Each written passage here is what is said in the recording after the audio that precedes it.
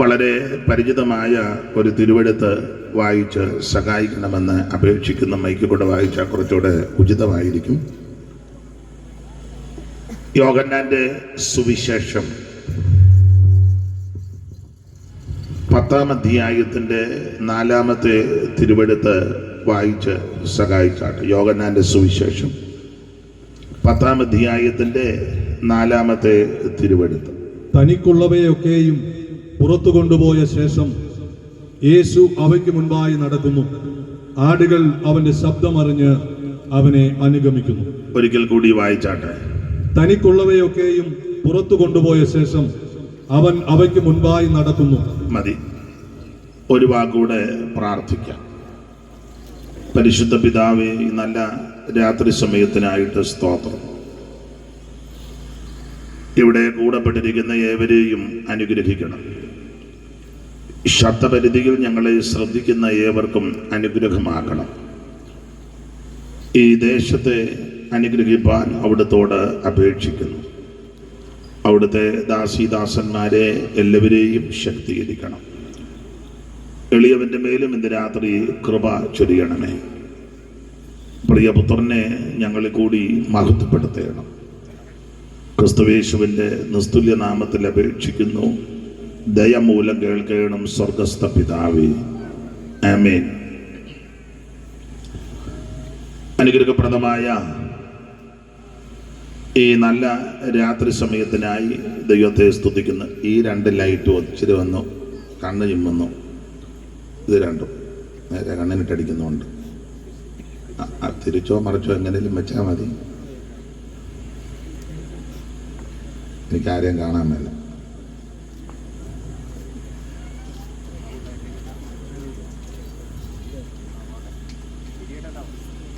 ഇത് ചോദിക്കുന്നുണ്ട്. മതി മതി മതി മതി.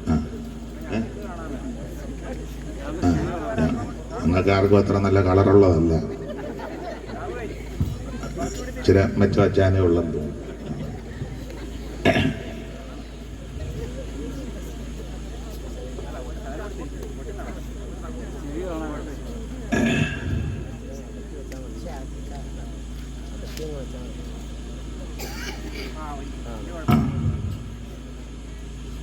ഈ രാത്രിയിൽ ഈ ദേശത്ത് കടന്നു വരുവാൻ ദൈവം കരുണ ചെയ്തു. ഈ ശുശ്രൂഷയ്ക്ക് എന്നെ ക്ഷണിച്ച ബഹുമാനപ്പെട്ട ഇ.പി. രാജു പാസ്റ്റർ അവർകൾ, ഈ സഭയുടെ ശുശ്രൂഷകൻ, ഇന്ന് രാത്രിയിലെ യോഗാധ്യക്ഷൻ ബഹുമാന്യ കർത്തദാസ്, ന്യൂ ലൈഫ് സഭയുടെ പ്രധാന ചുമതല വഹിക്കുന്ന ഫിലിപ്പ് എബ്രഹാം അവർകൾ, ഗായക സംഘം, മൈക്ക് ഓപ്പറേറ്റ് ചെയ്യുന്ന സഹോദരങ്ങൾ, ഈ ഗ്രൗണ്ടിലെ പ്രാർത്ഥനയോടെ എത്തിച്ചേർന്നിരിക്കുന്ന ദൈവമക്കൾ,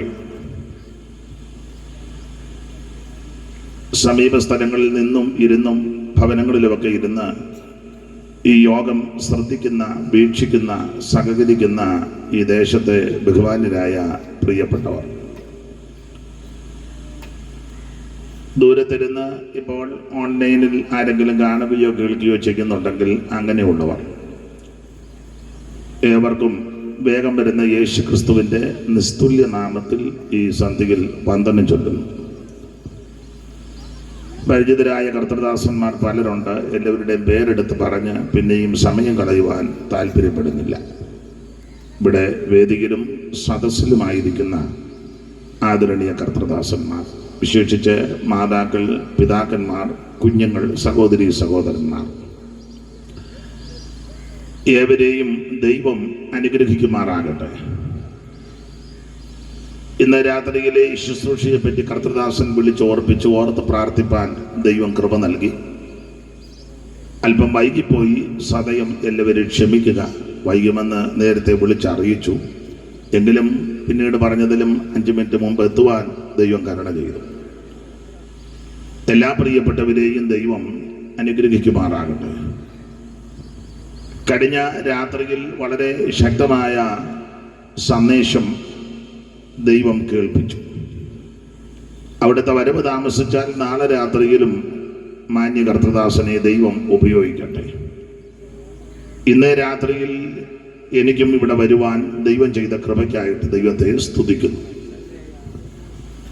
ഈ രാത്രിയിലെ തിരുവചന ചിന്തയ്ക്ക് അടിസ്ഥാനമായിട്ട് വായിച്ചത് യോഹന്നാന്റെ സുവിശേഷം 10-ാം അധ്യായത്തിന്റെ 4-ാമത്തെ തിരുവെടുത്ത. ഒരിക്കൽ കൂടി ആ തിരുവെടുത്ത് വായിച്ച് സഹായിക്കണമെന്ന് അപേക്ഷിക്കുന്നു. തനിക്കുള്ളവയൊക്കെയും പുറത്തു കൊണ്ടുപോയ ശേഷം അവൻ അവയ്ക്ക് മുൻപായി നടക്കുന്നു. തനിക്ക് ഉള്ളവയൊക്കെയും പുറത്തു കൊണ്ടുപോയ ശേഷം അവൻ അവയ്ക്ക് മുൻപായി നടക്കുന്നു. അവൻ അവയ്ക്ക് മുമ്പായിട്ട് നടക്കുന്നു. ആടുകൾ അവന്റെ ശബ്ദം അറിഞ്ഞ് അവനെ അനുഗമിക്കുന്നു. അവിടെ എടുത്ത് എഴുന്നു നിൽക്കുന്ന ഒരു പദം തനിക്കുള്ളവയൊക്കെയും പുറത്തു കൊണ്ടുപോയ ശേഷം.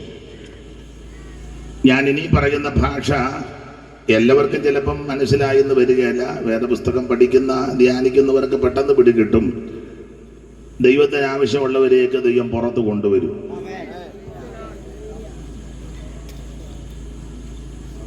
ഈ രാത്രി ഈ ദേശത്തോട് ദൈവം അങ്ങനെ ഇടപെടുമാറാകട്ടെ. കസാര ഇനി ഇല്ലെന്ന് തോന്നില്ലയോ? നമ്മളെവിടെയെങ്കിലും അങ്ങ് ഇരുന്നാട്ട്. ഇനി കസാര ഉണ്ടോ? കുഴപ്പമില്ല, ഞാനും നിൽക്കുക, അവര് നിൽക്കട്ടെ.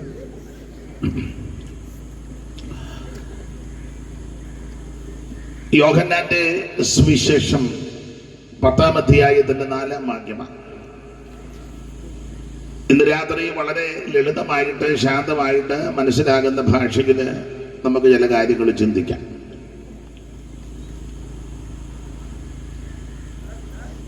യോഹന്നാന്റെ സുവിശേഷം. അപ്പൊ ആ ഭാഗത്തേക്ക് വരുന്നതിന് മുമ്പ് ഈ പുസ്തകത്തെ പറ്റി ഒന്ന് പരിചയപ്പെടുത്താം. ഇവിടെ ഇരിക്കുന്ന സ്റ്റേജിലും സദസ്സിലും ഒക്കെ ഇരിക്കുന്നവർക്ക് ഈ പുസ്തകം നല്ല പരിചയമാണ്.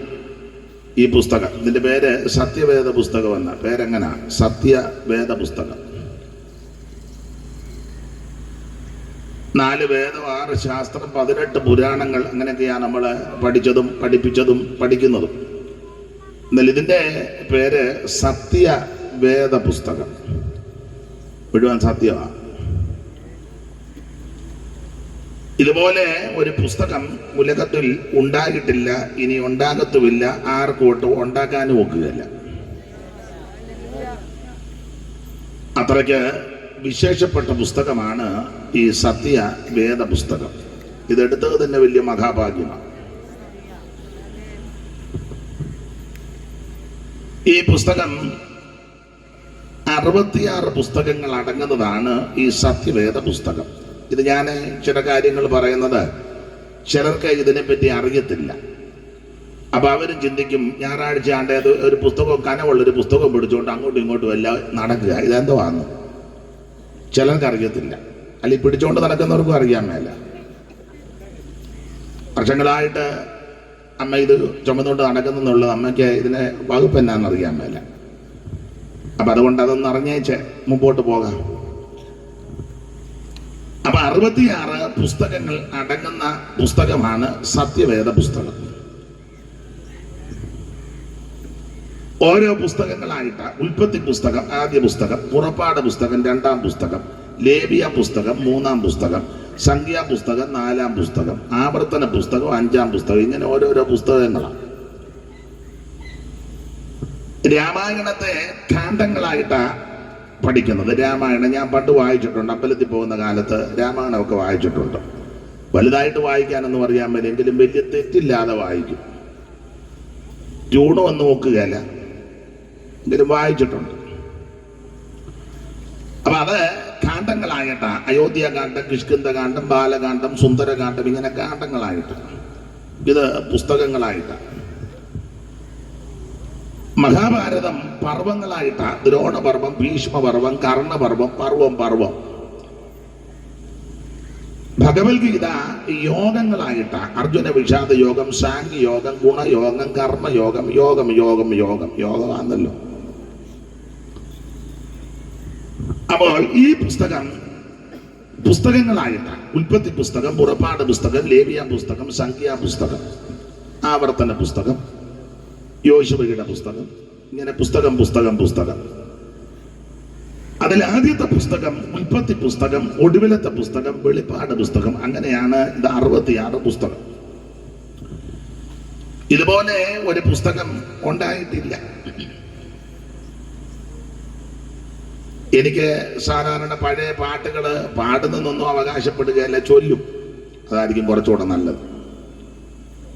അപ്പൊ അതിന്റെ താളത്തിൽ നിൽക്കാൻ സഹോദരന്മാരെ കൊണ്ടുവന്നവർ വന്നിട്ടില്ല. എങ്കിലും നിങ്ങളും സഹകരിക്കുകയാണെങ്കിൽ നമുക്ക് നോക്കാം. ഒരു ദിവസം പശുവിനെ വഴിയിലും കെട്ടാണ്. അപ്പൊ നിങ്ങൾ വന്ന് നോക്ക. ഇവരെ 2 ദിവസം കൂടെ സഹകരിക്കുകയാണെങ്കിൽ അതിന്റെ കണക്കിന് പോകും. ആദ്യമായിട്ടായതുകൊണ്ട് ചിലപ്പം അപാകതകൾ വരും. പണ്ട് സ്കൂളിൽ പഠിച്ചത് ആ കൃഷ്ണഗാഥ, ചെറുശ്ശേരി എഴുതിയത് കൃഷ്ണഗാഥ. അപ്പൊ അതിന്റെ താളത്തിൽ ഒരു വരി എഴുതിയിട്ടുണ്ട്. ആ വരി ഇങ്ങനെ, ഈ പുസ്തകത്തെ പറ്റിയാ: വേദഗ്രന്ഥത്തിലെ ദിവ്യവചനങ്ങൾ മാധുര്യമേറിടും തേനിനേക്കാൾ, പാതയ്ക്കു ദീപവും ആത്മാവിൻ വാളതും പാറയെ പൊട്ടിക്കും ചുറ്റികയും. ആ താളത്തിലിടും. താളമൊന്നും പറയാൻ അറിയാൻ മേല. കുഞ്ഞിനെ തൊട്ടിയാലാട്ടിയപ്പോഴല്ലയോ ഉന്തുന്തുന്തുന്തുന്തെന്ന് പഠിച്ചല്ലയോ? ഉന്തുന്തുന്തു നീ പഠിച്ചല്ലേ? വേദഗ്രന്ഥത്തിലെ ദിവ്യവചനങ്ങൾ മാധുര്യമേറിടും തേനിനേക്കാൾ, പാതയ്ക്കു ദീപവും ആത്മാവിൻ വാളതും പാറയെ പൊട്ടിക്കും ചുറ്റികയും. പാരിൽ ഇതുപോലെ മറ്റൊരു ഗ്രന്ഥവും പാരായണം ചെയ്തിട്ടില്ല ന്യൂനം. 2 ഭാഗങ്ങളങ്ങുണ്ടതിലാകവേ 66 പുസ്തകങ്ങൾ. അത് പിടിച്ചു വരുമ്പോ ഞാൻ പാട്ട് നിർത്തും. ഇരുന്നു മോൻ, ഇരുന്നു. അപ്പൊ ഇത് 2 ഭാഗങ്ങളാണ്. 2 ഭാഗങ്ങളങ്ങുണ്ടതിലാകവേ 66 പുസ്തകങ്ങൾ. ഉൽപ്പത്തി തൊട്ടു മലാക്കി വരെയുള്ള 39 പുസ്തകങ്ങൾ. ഉൽപ്പത്തി, പുറപ്പാടു, ലേവ്യ, സംഖ്യ, പിന്നെ ആവർത്തനം എന്നീ പഞ്ചഗ്രന്ഥം. ഇങ്ങനെ 2 ഭാഗങ്ങളായിട്ടാണ് ഈ പുസ്തകം, സത്യവേദ പുസ്തകം. ഇതിന്റെ ആദ്യത്തെ ഭാഗം പഴയ നിയമവും 2ാം ഭാഗം പുതിയ നിയമവും. 2 നിയമങ്ങളായത്. ഇത് നിയമമാണ്. നിയമമൊന്നും തെറ്റിക്കരുത്. ഈ പുസ്തകം വണ്ടിയുടെ ഫ്രണ്ടിൽ വെച്ചേച്ച് ചുമന്ന ലൈറ്റ് തെളിഞ്ഞു നിൽക്കുമ്പോൾ വണ്ടി പോകരുത്. മനസ്സിലായില്ല? ട്രാഫിക്കിന്റെ അവിടെ പുസ്തകം ഫ്രണ്ടിൽ ഇരിക്കുക, സിഗ്നല് ചുമന്ന ലൈറ്റ്, അന്നേരം കയറി പോവുക. ഇരിക്കുന്ന പുസ്തകം എന്നതാണ്? എന്തേലും വാ തുറന്ന് പറ. നിയമം. മനസ്സിലാകുന്നില്ല? ഇത് നിയമ പുസ്തകമാണ്. ഇതിനകത്ത് നിയമങ്ങൾ ഒത്തിരി ഉണ്ട്. മാതാപിതാക്കളെ ബഹുമാനിക്കണം, എന്റെ നിയമം ഇതാ. അന്നേരം അപ്പനും അമ്മയ്ക്കും വെള്ളം കൊടുക്കാതെ ഈ പുസ്തകമായിട്ട് ഞായറാഴ്ച പള്ളിയിലോട്ട് പോവുക. എന്നെ ആരും മിണ്ടാതിരിക്കുന്നതിന് ഇന്ന് അധികം മിണ്ടുവൊന്നും വേണ്ട. ഇത് നിയമമാണ്. ഇതിനകത്ത് നിയമമാണ്. അയലത്തുകാരനെ നിന്നെ പോലെ തന്നെ അവനെ സ്നേഹിക്കണം. അവനോട് മിണ്ടിയിട്ട് 5 കൊല്ലമായി. പുസ്തകം എടുത്തോണ്ട് ഞായറാഴ്ച ഓടുക. മിക്കവാറും ഞായറാഴ്ച ആള് കുറയുമെന്നാ തോന്നുന്നത്. പാസ്റ്റർ കൂടുതൽ ആള് വരാനായിരിക്കും ആഗ്രഹിക്കുന്നത്. മിക്കവാറും ഇന്ന് ഈ ആഴ്ച കുറയും.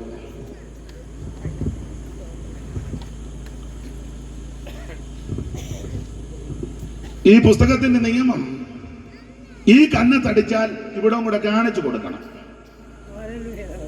ഇതായതിന്റെ നിയമം അതാ. അന്നേരം അടിക്കാൻ അവൻ കൈ പൊക്കിയതേ ഉള്ളൂ, അവനെ നമ്മൾ താഴെ കളഞ്ഞു.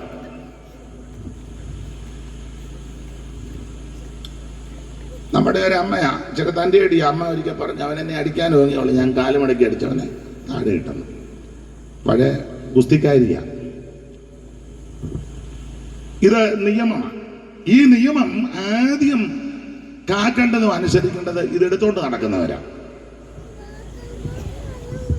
ഇന്ന് വലിയ ബഹളമൊന്നും വരികയല്ലെന്നാണ് എനിക്ക് തോന്നുന്നത്. ഇരിപ്പ് കണ്ടിട്ട് ഇങ്ങനെ ഇരുന്നാൽ മതി. അപ്പൊ ഇത് 2 ഭാഗങ്ങളാണ്, പഴയ നിയമവും പുതിയ നിയമവും. പഴയ നിയമം ഉൽപ്പത്തി പുസ്തകം മുതൽ മലാക്കി പുസ്തകം വരെയുള്ളതായ 39 പുസ്തകങ്ങൾ. പുതിയ നിയമം മത്തായി സുവിശേഷം മുതൽ വെളിപ്പാട് പുസ്തകം വരെയുള്ള 27 പുസ്തകങ്ങൾ. ശ്രദ്ധിക്കണേ, ഈ പുസ്തകം 66 പുസ്തകം ഏതാണ്ട് 1600 കൊല്ലം കൊണ്ട് 40 എഴുത്തുകാര് ലോകത്തിന്റെ വിവിധ ഇടങ്ങളിലിരുന്ന് എഴുതി തീർത്തതാണ് ഈ 66 പുസ്തകം. അല്ലാതെ ഒരാൾ തന്നെ കുത്തിയിരുന്ന് എഴുതിയതല്ല. ഒരാളും കൂടെ ഒരാളും കൂടി നമുക്ക് കുറച്ച് എഴുതാം, വാ രണ്ടുപേരോട് ഇരുന്ന് എഴുതി ഒക്കുന്നിടത്തോളം ഒപ്പിച്ചു, അങ്ങനൊന്നും തന്നതല്ല. 1600 കൊല്ലം കൊണ്ട് 40 എഴുത്തുകാര് വിവിധ രാജ്യങ്ങളിലിരുന്ന് ദൈവാത്മ നിയോഗം പ്രാപിച്ച് എഴുതിയതാണ് ഈ സത്യവേദ പുസ്തകം. ഇവര് പലരും തമ്മിൽ കണ്ടിട്ടില്ല, പലരും പല രാജ്യത്ത് ജനിച്ച് ജീവിച്ചവരാ, മരിച്ചവരാ, പല ടൈപ്പിൽപ്പെട്ട ആൾക്കാരാ. ഈ പുസ്തകം രാജാക്കന്മാരെ കൊണ്ട് എഴുതിപ്പിച്ചിട്ടുണ്ട്, മീൻ പിടിക്കുന്ന മുക്കുവന്മാരെ കൊണ്ട് ഇതിലെ പുസ്തകം എഴുതിച്ചിട്ടുണ്ട്, ഡോക്ടർ ലൂക്കോസ് പുസ്തകം എഴുതിയിട്ടുണ്ട്. മാത്രമല്ല ആടുകളെ തീറ്റുന്നവരെ കൊണ്ട് ഇതിലെ പുസ്തകം എഴുതിച്ചിട്ടുണ്ട്, ഭരണ തന്ത്രജ്ഞന്മാരെ കൊണ്ട് ഇതിലെ പുസ്തകം എഴുതിച്ചിട്ടുണ്ട്, വിദ്യാ നിപുണന്മാരായ പ്രിയപ്പെട്ടവരും ഇതിനകത്തെ പുസ്തകം എഴുതി. എന്ന് പറഞ്ഞാൽ ലോകത്തിന്റെ അല്ലെങ്കിൽ ജീവിതത്തിന്റെ എല്ലാ തുറകളിൽപ്പെട്ടവരെയും പുസ്തകം എഴുതാൻ ദൈവം ഉപയോഗിച്ചു. അല്ലാതെ ഒരാൾ മാത്രം കുത്തിയിരുന്ന് എഴുതിയതല്ല. സാധാരണക്കാര്, രാജാക്കന്മാര്, ജ്ഞാനികള്, വിഹീനന്മാര്, വിദ്യാ നിപുണന്മാര്, അവരെല്ലാം കൂടെ ചേർന്നാണ് ഇത് എഴുതിയത്. ഒന്നിച്ചിരുന്ന് എഴുതിയതല്ല, ഒരു കാലത്ത് എഴുതിയതല്ല, 1600 കൊല്ലം കൊണ്ടാണ് ഇത് എഴുതി തീർത്തത്. പക്ഷെ ഈ പുസ്തകത്തിന്റെ വിശേഷത എഴുതി തീർത്തു വന്നപ്പോൾ ഇത് ഒത്തൊന്നുള്ളത്. 1600 കൊല്ലം മുമ്പ് പറഞ്ഞ കാര്യം 1600 കൊല്ലം കഴിഞ്ഞപ്പോ തിരുത്തേണ്ട ഗതികേട് വന്നിട്ടില്ലെന്നായി പറഞ്ഞത്. തിരുത്തേണ്ട ഗതികേട് വന്നിട്ടില്ല, അതാണ് ഈ പുസ്തകത്തിന്റെ വിശേഷത. കാരണം ഉൽപ്പത്തി പുസ്തകം 1-ാം അധ്യായത്തിൽ ഒരു ദൈവത്തെ പറ്റി പറയുന്നുണ്ട്. വായിച്ചോ, ഉൽപ്പത്തി 1:1. കാണാതാണെങ്കിലും പറയാമല്ലോ. ആദിയിൽ ദൈവം ആകാശവും ഭൂമിയും സൃഷ്ടിച്ചു. ദൈവങ്ങൾ എന്നല്ല, ദൈവം ഏകവചനമാണ്. ആദിയിൽ ദൈവം, ഏകദൈവം, സത്യദൈവം, നിത്യദൈവം, സാക്ഷാൽ ദൈവം, ജീവനുള്ള ദൈവം, ഏകദൈവം. ഏകസത്യ ദൈവമേയുള്ളൂ ഭൂവാസികളെ, ഏകസത്യ ദൈവമേയുള്ളൂ ഭൂവാസികളെ, ഏകസത്യ ദൈവമേയുള്ളൂ. ഏകസത്യ ദൈവമൊന്ന്, ഏകരക്ഷിതാവുമൊന്ന്, ഏകസത്യ ദൈവമൊന്ന്, ഏകരക്ഷിതാവുമൊന്ന്, ഏകസത്യവേദമൊന്ന്, ഏകരക്ഷാമാർഗമൊന്ന്, ഏകസത്യവേദമൊന്ന്, ഏകരക്ഷാമാർഗമൊന്ന്, ഏകസത്യ ദൈവമേയുള്ളൂ ഭൂവാസികളെ, ഏകസത്യ ദൈവമേയുള്ളൂ. അപ്പൊ ശ്രദ്ധിച്ചാൽ ഏകദൈവം, സത്യദൈവം. അതാണ് 1-ാം അധ്യായത്തിന്റെ 1-ൽ ഈ പുസ്തകത്തിന്റെ ആദ്യ പുസ്തകം ഉൽപ്പത്തി പുസ്തകം 1-ാം അധ്യായത്തിന്റെ 1-ൽ ഏകദൈവം. ആദിയിൽ ദൈവം ആകാശവും ഭൂമിയും സൃഷ്ടിച്ചു. ദൈവം സൃഷ്ടിച്ചതാണ്, അല്ലാതെ ഓരോ ഏരിയ ഓരോരുത്തർ സൃഷ്ടിച്ചതല്ല. പാപ്പച്ചനെ ആ ഏരിയ സൃഷ്ടിച്ചു, തങ്കച്ചമ്മന്ന് മറ്റേ ഏരിയ സൃഷ്ടിച്ചു, കറിയാച്ചമ്മന്ന് അവിടം സൃഷ്ടിച്ചു, ദാമോദരൻ അവിടെ സൃഷ്ടിച്ചു, ശിവൻപിള്ള അവിടം സൃഷ്ടിച്ചു. അങ്ങനെ ഓരോരുത്തരോരുത്തർ സൃഷ്ടിച്ചതല്ല, ദൈവം സൃഷ്ടിച്ചതാണ്. എന്നാൽ സ്കൂളില് പണ്ട് പഠിച്ചിട്ടുണ്ട് അല്ലേ, കോടാലി എടുത്തെറിഞ്ഞപ്പോൾ കേരളം പൊങ്ങി വന്നത്. സ്കൂളിൽ പഠിച്ചത് നിങ്ങൾ പഠിച്ചില്ലയോ? ഞാൻ പഠിച്ചത് അത്രയൊക്കെ പഠിത്തമുള്ളതാ.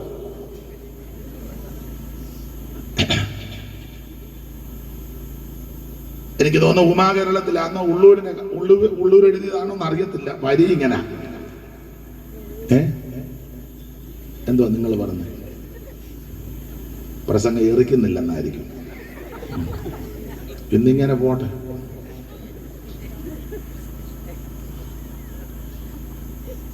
അത് സ്കൂളിൽ പഠിച്ചത് ഇങ്ങനെ: കന്യാകുമാരി ക്ഷിതിയാദിയായി കോകർണാന്തമായി തെക്ക് വടക്ക് നീളേ അന്യോന്യമംബാശിവർ നീട്ടിവിട്ട കണ്ണോട്ടമേറ്റുണ്ടൊരു നല്ല രാജ്യം. പണ്ട് പഠിച്ചത്. അതിലെ ദശാവതാര കഥകളുണ്ട്. അതിലെ ഒരു കഥാപാത്രമാണ് പരശുരാമൻ. മത്സ്യകൂർമ്മ വരാഹസ്യ നരസിംഹസ്യ വാമന രാമോ രാമ രാമച്ച കൃഷ്ണകൾക്ക് ജനാർദ്ദനാണ് അതിലൊരു അവതാരമാണ്. അപ്പൊ നിങ്ങൾ ചിന്തിക്കുക, ഇങ്ങേരെ അവതാരമെല്ലാം പറയാൻ വന്നതാണോ എന്ന്. ശാസിക്കുകയൊന്നും ചെയ്യരുത്, പ്രാർത്ഥിച്ചുകൊണ്ടിരുന്നാണ്. അപ്പോൾ അത് മഴുവെടുത്തെറിഞ്ഞെന്ന കന്യാകുമാരി ക്ഷിതിയാദിയായി ഗോകർണാന്തമായി തെക്ക് വടക്ക് നീളെ അന്യോന്യം അംബാശിവാർ നീട്ടിവിട്ട കണ്ണോട്ടമേറ്റുണ്ടൊരു നല്ല രാജ്യം. പാരം കരിമ്പു പനസം മുളകേല വിഞ്ചി കേരൻ കവങ്ങ് തളർത്ത വെറ്റില ഏത്തവാഴ ഈരമ്യ വസ്തുതകൾ ചേർന്ന് വിളങ്ങമീന്നൽ പാരാങ്കിരി കൽപ്പതരു മണ്ഡിത നന്ദനാഭം. സ്കൂളിൽ പഠിച്ചതാണ്. അപ്പൊ പള്ളിക്കൂടത്തിൽ പഠിച്ചതും ഒക്കെ മഴുവെടുത്തെറിഞ്ഞുണ്ടായെന്ന. എന്നാല് ഈ പുസ്തകം പഠിപ്പിക്കുന്നതും അതങ്ങനെ തന്നെ. ഇത് കോടാലിക്കും പിച്ചാത്തിക്കും പറഞ്ഞൊന്നും ഉണ്ടായതല്ല, ദൈവം സൃഷ്ടിച്ചത്. സർവശക്തനായ ദൈവം, നിത്യനായ ദൈവം, ഏക ദൈവം. ദൈവം ഒരു ഗ്രൂപ്പിന്റെ ആളല്ല, അവിടുന്ന് മുഴു ലോകത്തിന്റെ ആ ദൈവം. ഓരോരുത്തരും പിന്നെ ഓരോ ഞങ്ങളുടെ ദൈവമാണെന്ന് പറഞ്ഞുകൊണ്ട് കിടക്കുക. ദൈവം എല്ലാവരുടെയും കൂടെ. ചില ആൾക്കാർ ധരിച്ചു വെച്ചിരിക്കുന്ന ദൈവം ഞങ്ങളുടെ കസ്റ്റഡിയിലാണ്. ആ പോക്കും ഇരിപ്പും കാണുമ്പോൾ അറിയാം ദൈവം ആരുടെയും കസ്റ്റഡിയിൽ ഇരിക്കുന്ന ആളല്ല, അവിടുന്ന് മുഴു ലോകത്തിന്റെയും ദൈവമാണ്. അപ്പോൾ ആ ദൈവമാണ് ഈ കാണുന്നതിനെല്ലാം സൃഷ്ടിച്ചത്. സകല ചരാചരങ്ങളെ സൃഷ്ടിച്ചവൻ ദൈവമാണ്. ഒന്നുകൂടെ വായിച്ചോ, 1-ാം വാക്യം. ആദിയിൽ ദൈവം ആകാശവും ഭൂമിയും സൃഷ്ടിച്ചു. സകല ലോകങ്ങൾക്കും ആദികാരണമിവൻ, സകല ഭൂതങ്ങൾക്കും ആകാരപ്രദനിവൻ, സകല ദേവവൃന്ദ വന്ദിത പദാപുലൻ, സകല നിഷ്കലത്വം പേറുന്ന പെരിയവൻ, അകമാകാരന്മാരിൽ ആദമൻ മോദതും സർവാഗമ പൊരുളാകുമി പരാശക്തിക്ക്. അപ്പൊ ശ്രദ്ധിക്കുക, ഈ കാണുന്ന സകല ചരാചരങ്ങളെയും അണ്ടകടാകത്തെയും ബ്രഹ്മാണ്ട കോടിനാണ്ടത്തെ മുഴുവൻ സൃഷ്ടിച്ചവൻ, അവൻ ചമച്ചവൻ, പടച്ചവൻ, സർവശക്തനായ ദൈവമാണ്. അതായി പുസ്തകത്തിന്റെ ആദ്യ ഭാഗത്ത് ദൈവം ആദിയിൽ ദൈവം. അപ്പൊ 1600 കൊല്ലം മുമ്പ് ഒരു ദൈവത്തെ പരിചയപ്പെടുത്തി. 1600 കൊല്ലം കഴിഞ്ഞ് വെളിപ്പാട് പുസ്തകത്തിൽ വരുമ്പോഴും ആ ദൈവത്തെ തന്നെയാ പറഞ്ഞേക്കുന്നത്. അല്ലാതെ ഇടയ്ക്ക് ദൈവം കളിക്കാൻ പെണ്ണുങ്ങളും ആണുങ്ങളും ഒന്നും കയറിയില്ല. ഇപ്പോഴാണ് ഒത്തിരി പെണ്ണുങ്ങളൊക്കെ ദൈവം കളിക്കുന്നുണ്ട്. ചുമ്മാ സാരിയും ചുറ്റി ദൈവം കളിച്ച് കിടക്കാം. നല്ല കാശുവാ. പെണ്ണുങ്ങൾ ദൈവം കളിച്ചാലേ കാശുള്ളു, ആണുങ്ങൾ ദൈവം കളിച്ചാലൊന്നും കാശില്ല. പണ്ടൊരാള് പറഞ്ഞെന്നാ കേൾക്കുന്നത്. പറഞ്ഞെന്നാ ഇങ്ങനെ ഇരുന്നു തള്ളയവിടെ കാശ് വാരുക. മനസ്സിലായില്ല. നീ ഇങ്ങനെ ഇതും പിടിച്ചോണ്ട് അവിടെ ഇരുന്നു തള്ളയെ പറ എവിടാന്നൊന്നും എന്നോട് ചോദിക്കരുത്. ഞാൻ പറഞ്ഞത് വല്ല എന്റെ ഒന്നായിട്ട് പിടിക്കരുത്. പറഞ്ഞവര് വേറെയാണ്. സ്ത്രീകളും പുരുഷന്മാരും ഒക്കെ ദൈവം കളിക്കുക. ഇപ്പൊ ഒത്തിരി ദൈവങ്ങളുണ്ടല്ലോ. ദൈവങ്ങൾ തന്നെ ഇരിക്കുമ്പോ തോന്നുക അങ്ങ് ദൈവം ആകാൻ. കോട്ടയത്തുണ്ടായിരുന്ന ദൈവം തങ്ക എന്നാ പേര്. എല്ലാവരും അങ്ങ് ദൈവം ആക്കി. ദൈവം തങ്ക ഇവിടെ ഉണ്ടെന്നാ തോന്നിച്ചിരിക്കുന്നു. ശാന്തമ്മ ദൈവം. അങ്ങ് പത്തനംതിട്ട സൈഡിലുണ്ടെന്ന് ബാബു ദൈവം. പേര് പോലും ഒരു സുഖമില്ല. ബാബു. ദൈവം കളിക്കുമ്പോ പേരെങ്കിലും ഒന്ന് വൃത്തിയാക്കണ്ടേ? അങ്ങനല്ലേ എന്റെ മര്യാദ? നിങ്ങളുടെ ദൈവം ആരാ? ബാബു. ഒരു സുഖമില്ല. ദൈവം കളിക്കാൻ ഇറങ്ങുമ്പോ പേരുമെങ്കിലും ഒന്ന് വൃത്തിയാക്കി. പിന്നെ പണ്ട് സ്വാമിമാരുടെ പേരുകളൊക്കെ നല്ല പേരുകളാണ്. നല്ല പേരുകളാ. അതിൽ മിക്കതും ആനന്ദ കൂട്ടിയ ആനന്ദ, നിത്യാനന്ദ, പിന്നെ ശാശ്വതികാരൻ. നല്ല പേരുകളാണ്. അപ്പൊ ഒരുത്തൻ തന്നെ ഇരുന്നപ്പോ അവന് തോന്നി സ്വാമിയാകണമെന്ന്. സ്വാമിയാകണമല്ലോ ഒത്തിരി നടപടിക്രമങ്ങളുണ്ട്. ചുമ്മാ സ്വാമിയാകാനൊക്കെ വരാം. ഇവനെ ചുമ്മാ ഇരുന്നപ്പോൾ തോന്നി സ്വാമി കളിക്കണമെന്ന്. അവനെ പെട്ടെന്നൊരു ആയുവസ്ത്രമൊക്കെ കൊടുത്ത് ചാരമെല്ലാം മരുത്തി വെച്ച് ചിറങ്ങി. അപ്പോൾ ചോദിച്ചു പേരെന്നാണ്. അവൻ പറഞ്ഞു വെളുപ്പിനെ കുളിച്ചു, നല്ല തണുപ്പും ഉണ്ടായിരുന്നു, കുളിച്ചേച്ച് ചാരമെടുത്ത് പൂശി. കള്ളസ്വാമിയാണ്. പൂശിയപ്പോൾ ഒരാൾ ചോദിച്ചു പേരെന്നാ? അപ്പം പറഞ്ഞു തണുപ്പത്ത് കിടുകിടാനന്ദ. അപ്പം തണുപ്പ് കൊണ്ട് കുളിര് കയറുന്നപ്പം പുള്ളി എല്ലാം ആനന്ദ കൂട്ടിയാണല്ലോ അവരുടെ എല്ലാം പേര്. സ്വാമി തണുപ്പത്ത് കിടുകിടാനന്ദ. ദൈവത്തിന്റെ വിശേഷതകളുണ്ട്. ഒന്ന്, അവിടുന്ന് സർവശക്തനാണ്. രണ്ട്, സർവജ്ഞാനിയാണ്. മൂന്ന്, സർവവ്യാപിയാണ്. അവിടുന്ന് സർവജ്ഞാനിയാണ്. സർവത്തെയും നിയന്ത്രിക്കുന്നവനാ, സർവത്തെ സൃഷ്ടിച്ചവനാ ദൈവം. മൈക്ക് ഒരു എന്തോ അതിന് ഡിലേ കുറയ്ക്കണം. നിങ്ങൾ പറഞ്ഞു കൊടുക്കണം. അതിനെ കുത്തിയിരിക്കാതെ പറഞ്ഞു. അതോ നിങ്ങളുടെ അതിനെ മാത്രമേ പറയുള്ളൂ? എൻ്റെ അതിനോടെ പറഞ്ഞു കൊടുക്കണം.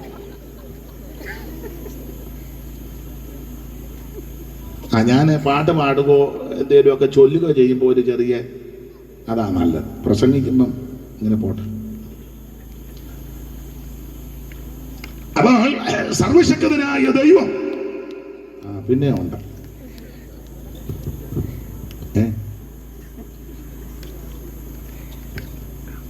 അപ്പൊ ഉൽപ്പത്തി പുസ്തകം 1-ാം അധ്യായത്തിൽ ഒരു ദൈവത്തെ പരിചയപ്പെടുത്തി. ആദിയിൽ ദൈവം ആകാശവും ഭൂമിയും സൃഷ്ടിച്ചു. ആ ദൈവത്തെ പറ്റി തന്നെ വെളിപ്പാട് പുസ്തകത്തിലും പറയുന്നത്. ആ ദൈവം തന്നെ സൃഷ്ടിച്ചെന്ന വെളിപ്പാട് 4:11 വായിച്ചു. വെളിപ്പാട് പുസ്തകം 4-ാം അധ്യായത്തിന്റെ 11-ാം വാക്യം. 1600 കൊല്ലം കഴിഞ്ഞപ്പോഴും അത് തന്നെ പറഞ്ഞു. വായത്, കർത്താവേ, നീ സർവവും സൃഷ്ടിച്ചവനും എല്ലാം നിന്റെ ഇഷ്ടം ഹേതുവാൽ ഉണ്ടായതും സൃഷ്ടിക്കപ്പെട്ടതുമാകയാൽ മഹത്വവും ബഹുമാനവും ശക്തിയും കൈക്കൊള്ളുവാൻ യോഗ്യൻ എന്ന്. അപ്പൊ ശ്രദ്ധിക്കുക, കർത്താവേ, നീ സർവവും സൃഷ്ടിച്ചവനാ. ഉൽപ്പത്തി പുസ്തകം 1-ാം അധ്യായത്തിൽ ദൈവം സകലതും സൃഷ്ടിച്ചെന്ന് പറഞ്ഞു. 1600 കൊല്ലം കഴിഞ്ഞപ്പോഴും അത് തന്നെ പറഞ്ഞേക്കുന്ന തിരുത്തേണ്ട ഗതികേട് ഈ പുസ്തകത്തിന് വന്നിട്ടില്ല. സകലത്തെ സൃഷ്ടിച്ചവൻ, നിർമ്മിച്ചവൻ സർവശക്തനായ ദൈവം. ഞാൻ അങ്ങനെ പറഞ്ഞാൽ ഒത്തിരി കാര്യം പറയേണ്ടി വരും. നമ്മൾ എടുത്ത ഭാഗത്തേക്ക് വരണം. അപ്പോൾ ഇങ്ങനെയുള്ള ഈ സത്യവേദ പുസ്തകം 66 പുസ്തകം.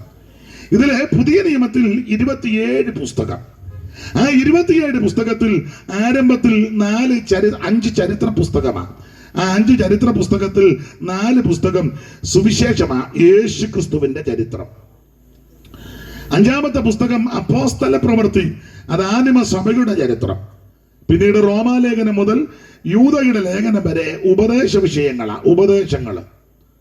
റോമാലേഖനം വിശ്വാസത്താലുള്ള നീതീകരണം, കൊരിന്ത് ലേഖനം നീതീകരിക്കപ്പെട്ടവരുടെ വിശുദ്ധീകരണം, ഗലാത്യ ലേഖനം വിശുദ്ധീകരിക്കപ്പെട്ടവരുടെ സ്വാതന്ത്ര്യം, എഫീസ് ലേഖനം സ്വാതന്ത്ര്യം പ്രാപിച്ചവരുടെ അവകാശം, സ്ഥാനമാനങ്ങൾ. ഇങ്ങനെയാണ് ലേഖനം പഠിക്കുന്നത്.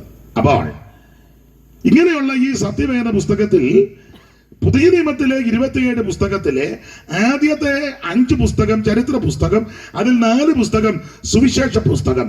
ആ 4 പുസ്തകത്തിലെ 4-ാമത്തെ പുസ്തകമാകുന്ന യോഹന്നാന്റെ സുവിശേഷം 10-ാം അധ്യായത്തിന്റെ 4-ാമത്തെ വാക്യമാണ് ഇന്ന് രാത്രിയിലെ തിരുവചന ചിന്തയ്ക്ക് അടിസ്ഥാനമായിട്ട് വായിച്ചത്. ഒന്നുകൂടെ വായിച്ചു. തനിക്കുള്ളവയൊക്കെയും പുറത്തു കൊണ്ടുപോയ ശേഷം ഇന്ന് രാത്രി. അപ്പോൾ സുവിശേഷം ആട്ടെ, 1-2 കാര്യം പറയാം. എന്തുവായി സുവിശേഷം? സുവിശേഷം ചിലർക്ക് ഇത് കേൾക്കുന്നത് അസ്വസ്ഥതയാണ്. പണ്ട് ഒരിക്കൽ സുവിശേഷം പറയാൻ പോയപ്പോൾ ഒരാൾ ചോദിച്ചു, എന്തുവാ നമ്മൾ സുവിശേഷം? വേണ്ട, വിശേഷമൊന്നും വേണ്ട, ഇവിടെ നിന്ന് പോ, കൂടുതൽ വിശേഷമൊന്നും വേണ്ട. തന്നെയല്ല, നമ്മൾ ചിലരെ എവിടെയെങ്കിലും മുക്കിനോ മൂലയ്ക്കോ നിന്ന് സുവിശേഷം പറഞ്ഞാൽ ചിലർക്ക് ഇഷ്ടമല്ല, ചിലർ ബഹുമാനിക്കും. അവരെ ചിലർ പറയും നല്ല കാര്യമാണ് പറയുന്നത്, നിന്ന് പറയട്ടെ. കുഞ്ഞുങ്ങളെല്ലാം മദ്യത്തിനും മയക്കുമരുന്നിനും ലഹരി പദാർത്ഥങ്ങൾക്കും അടിമപ്പെട്ട് മനുഷ്യനെ മനുഷ്യനായിട്ട് കാണാതെ താന്തോന്നികളായിട്ടും തന്നിഷ്ടക്കാരായിട്ടും അടിയും ബഹളവും പ്രശ്നമൊക്കെ ആയിട്ട് ജീവിക്കുമ്പോൾ ഇവര് പറയട്ടെ നല്ല കാര്യമല്ലേ പറഞ്ഞോട്ടെന്ന് ചിലര് പറയും. എന്നാൽ ചില പറയും വേണ്ട, ഈ ചേമ്പ് ഈ കാലത്തിൽ ഇവിടെ വേകുകയല്ല, കൊണ്ടുപോ, ഈ പരിപ്പ് ഇവിടെ അങ്ങനെ ഓടിക്കും. അങ്ങനെയുള്ള ആൾക്കാരുണ്ട്. എന്നാൽ ഇന്ന് രാത്രി എന്നെ കേൾക്കുന്നവരോട് പറയട്ടെ, എന്തുവായി സുവിശേഷം? സുവിശേഷം എന്ന് പറഞ്ഞാൽ മതം മാറ്റുകയല്ല, സഭ മാറ്റുകയല്ല, സംഘടന മാറുന്നതുമല്ല സുവിശേഷം. ആളെ കൂട്ടി എന്റെ ഭാഷ പറഞ്ഞ ഓളവും ബഹളവും മേളവും ഒന്നുമല്ല സുവിശേഷം. നാട്ടുകാരുടെ സ്വൈര്യം കെടുത്തുന്നതുമല്ല സുവിശേഷം. എനിക്ക് തോന്നുന്നത് ഇവിടെ 9 മണി 9:30 വരെ സാങ്ഷൻ ഉള്ളൂ. നമുക്ക് അത്രേ തരുവുള്ളൂ.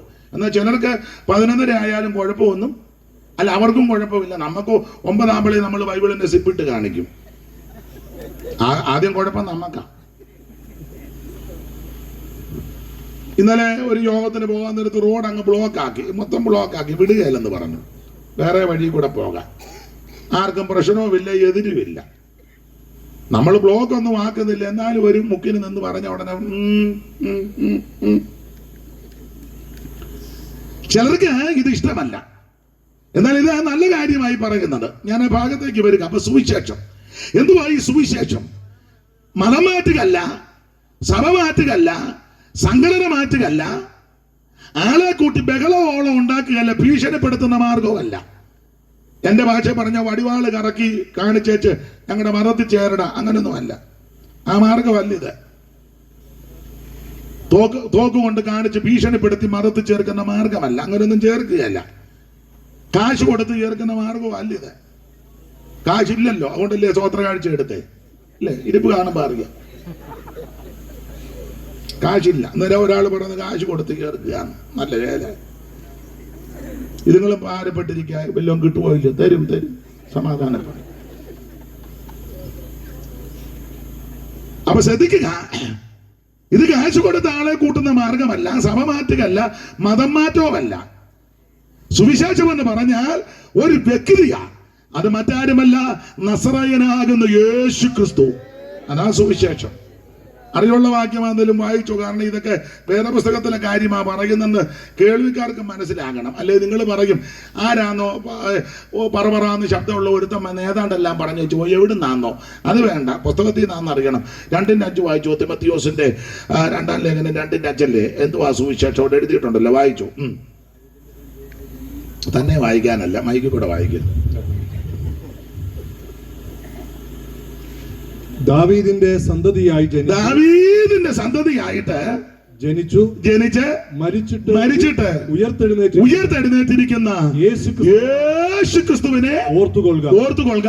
അതാകുന്നു എന്റെ സുവിശേഷം. അപ്പൊ എന്റെ പ്രിയരെ, സ്നേഹിതരെ, കേൾവിക്കാരോട് പറയട്ടെ, സുവിശേഷം ഒച്ചയും ബഹളവും അല്ല, നാട്ടുകാരുടെ സ്വൈര്യം കെടുത്തുകയല്ല, അലോഗ്യം ഉണ്ടാക്കുകയല്ല, തമ്മിത്തല്ലും അടിപിടിയും ആമൻ ചേരി തിരിഞ്ഞ് അടി ഉണ്ടാക്കുകയല്ല, വർഗീയത പറഞ്ഞ് ആമൻ ബഹളം ഉണ്ടാക്കുകയല്ല, മതം മാറ്റുകയല്ല, സഭ മാറ്റുകയല്ല, സംഘടന മാറ്റുന്നതല്ല. സുവിശേഷം എന്ന് പറഞ്ഞത് ഒരു വ്യക്തിയാ, അത് മറ്റാരും അല്ല, നസറായനാകുന്ന യേശു ക്രിസ്തു. അതാ സുവിശേഷം. ഓടിച്ചു പറയാം. എന്തിനാ ഈ സുവിശേഷം? എന്തിനാ സുവിശേഷം? ചില ആൾക്കാർ പറയുന്നത് ഒരു പണിയും കൂലിയില്ലാത്ത കുറെ അവന്മാരിറങ്ങിയിട്ടുണ്ടെന്ന്. ഇന്നാളൊരാൾ പറയുന്നത് കേട്ടു, ഞാനും കേട്ടു. പിന്നെ എന്നാ പറയാ, ഒരു ജോലിയും കൂലിയില്ലാത്ത കുറെ അവന്മാര്. ഞങ്ങളുടെ ഒരു കൊച്ചമ്മയുടെ മോൻ പറഞ്ഞത്, കരിക്കിന്റെ മോന്ത് എത്തിയ പോലെ കുറെ എണ്ണ ഇറങ്ങിയിട്ടുണ്ടെന്ന്. മീശ പഠിച്ചതിന് പറഞ്ഞതാ, കരിക്കിന്റെ മോന്ത എത്തിയതുപോലെ. ഓരോരോ അഭിപ്രായങ്ങളാണ്. അപ്പൊ ചെല്ലി പറയുകയാ, തൊഴിലില്ലാത്ത കുറെ എണ്ണം അവരുടെ വയറ്റിപ്പഴപ്പന് എല്ലാം വയറ്റിപ്പഴപ്പാന്നല്ലോ.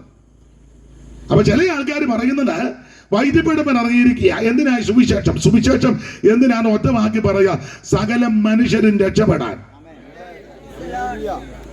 മനുഷ്യവർഗം മുഴുവൻ രക്ഷപ്പെടണം, മനുഷ്യജാതി മുഴുവൻ രക്ഷപ്പെടണം. ഈ ജാതിയും വർഗവും മരണവും ഉണ്ടാക്കിയത് മനുഷ്യനാണ്.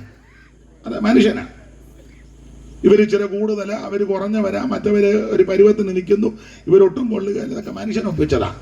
മുഖത്തിൽ നിന്ന് വന്നെന്ന് പറയുന്നു, കുറെ പേര് ഇവിടുന്ന് ഇറങ്ങിയെന്ന് പറയുന്നു, കാലിൽ നിന്ന് വന്നെന്ന് പറയുന്നു, പാദത്തിൽ നിന്ന് വന്നെന്ന് പറയുന്നു, എല്ലാം നുണയെല്ലാം പറഞ്ഞ് ഒപ്പിച്ചു വെച്ചിരിക്കുക. അത് വെച്ചാ ഇടപെടുന്നത്. ഞങ്ങൾ ഇച്ചിരി കൂടിയവരാ, അവര് കുറഞ്ഞവരാ, അതുകൊണ്ട് അവരോട് അധികം അടുക്കരുത്, പോകരുത്, ഇതൊക്കെ ഒപ്പിച്ചു വെച്ചിരിക്കുക. ബ്രാഹ്മണോകം നരേന്ദ്രോകം ആട്യോഗം എന്നിങ്ങനങ്ങാം റേഡിതങ്ങളിർന്നിടുന്ന ജാന്തരേ, ജന്തുക്കൾ ഭക്ഷിച്ചു കാച്ചിച്ചു പോകിലും ബന്ധു വെണ്ണീറായി ചമഞ്ഞു പോയിടിലും മണ്ണിന് കീടായി കൃമികളായി പോകിലും. ബ്രാഹ്മണ, ക്ഷത്രിയ, വൈശ്യ, ശൂദ്ര സംസ്കാരമൊന്നും പറയാൻ ഞാൻ തുനിയുന്നില്ല. നാശം ഒപ്പിച്ചു വെച്ചിരിക്കുക. അവരിച്ചിരി കൂടിയവരാ, ഇവര് കുറഞ്ഞവരാ, മറ്റവരൊട്ടും കൊള്ളുകയില്ല. ഇതൊക്കെ മനുഷ്യൻ ഒപ്പിച്ചതാ. ഒരു കാര്യം പറയാം, മനുഷ്യനെ മനുഷ്യനായിട്ട് കാണണം, മനുഷ്യനെ ബഹുമാനിക്കണം, മനുഷ്യനോട് സ്നേഹം ഉണ്ടായിരിക്കണം. ഏത് വ്യക്തിക്കും അവന്റെ വ്യക്തിത്വമുണ്ട്, അതിനെ ഹനിക്കരുത്. ഞാൻ എപ്പോഴും പറയും, ഭിക്ഷയെടുക്കുന്ന ഒരു വ്യക്തിയും വ്യക്തിത്വമുള്ള ആളാ, അദ്ദേഹത്തെ ആക്ഷേപിക്കരുത്. സാഹചര്യം കൊണ്ടാണ് ഭിക്ഷ ചോദിക്കുന്നത്, അതും അന്തസ്സുണ്ട്, ചോദിച്ചല്ലേ മേടിക്കുന്നേ, ഇല്ലേ?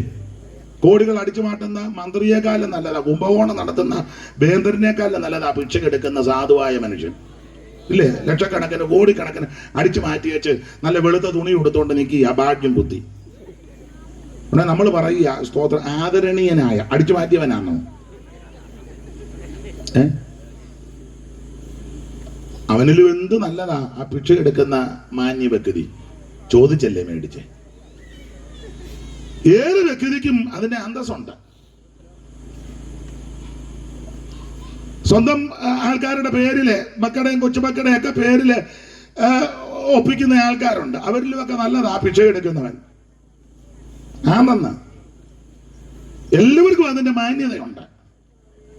നമ്മുടെ ആൾക്കാർക്ക് അങ്ങനെയൊക്കെയുള്ള ചില ചിന്തകളുണ്ട്. ഇന്നാളെ ഞാൻ ചോദിച്ചു, ആ സഹോദരി നിങ്ങളുടെ കൂടാന്നോ? അതെ. പുള്ളിക്കാരിക്ക് എന്തോ, ഓ അടുക്കള പണിയാ. അത് നല്ലതല്ലേ? ഒരു ജോലിയും ചെയ്യാതെ തിന്നുന്ന നിന്നേക്കാളും നല്ലതാ. ചുമ്മാ ഇരുന്ന് അങ്ങ് കഴിക്കുക, ഒരു ജോലിയും ചെയ്യുകയല്ല. അതിലും എന്താ അന്തസ്സാ?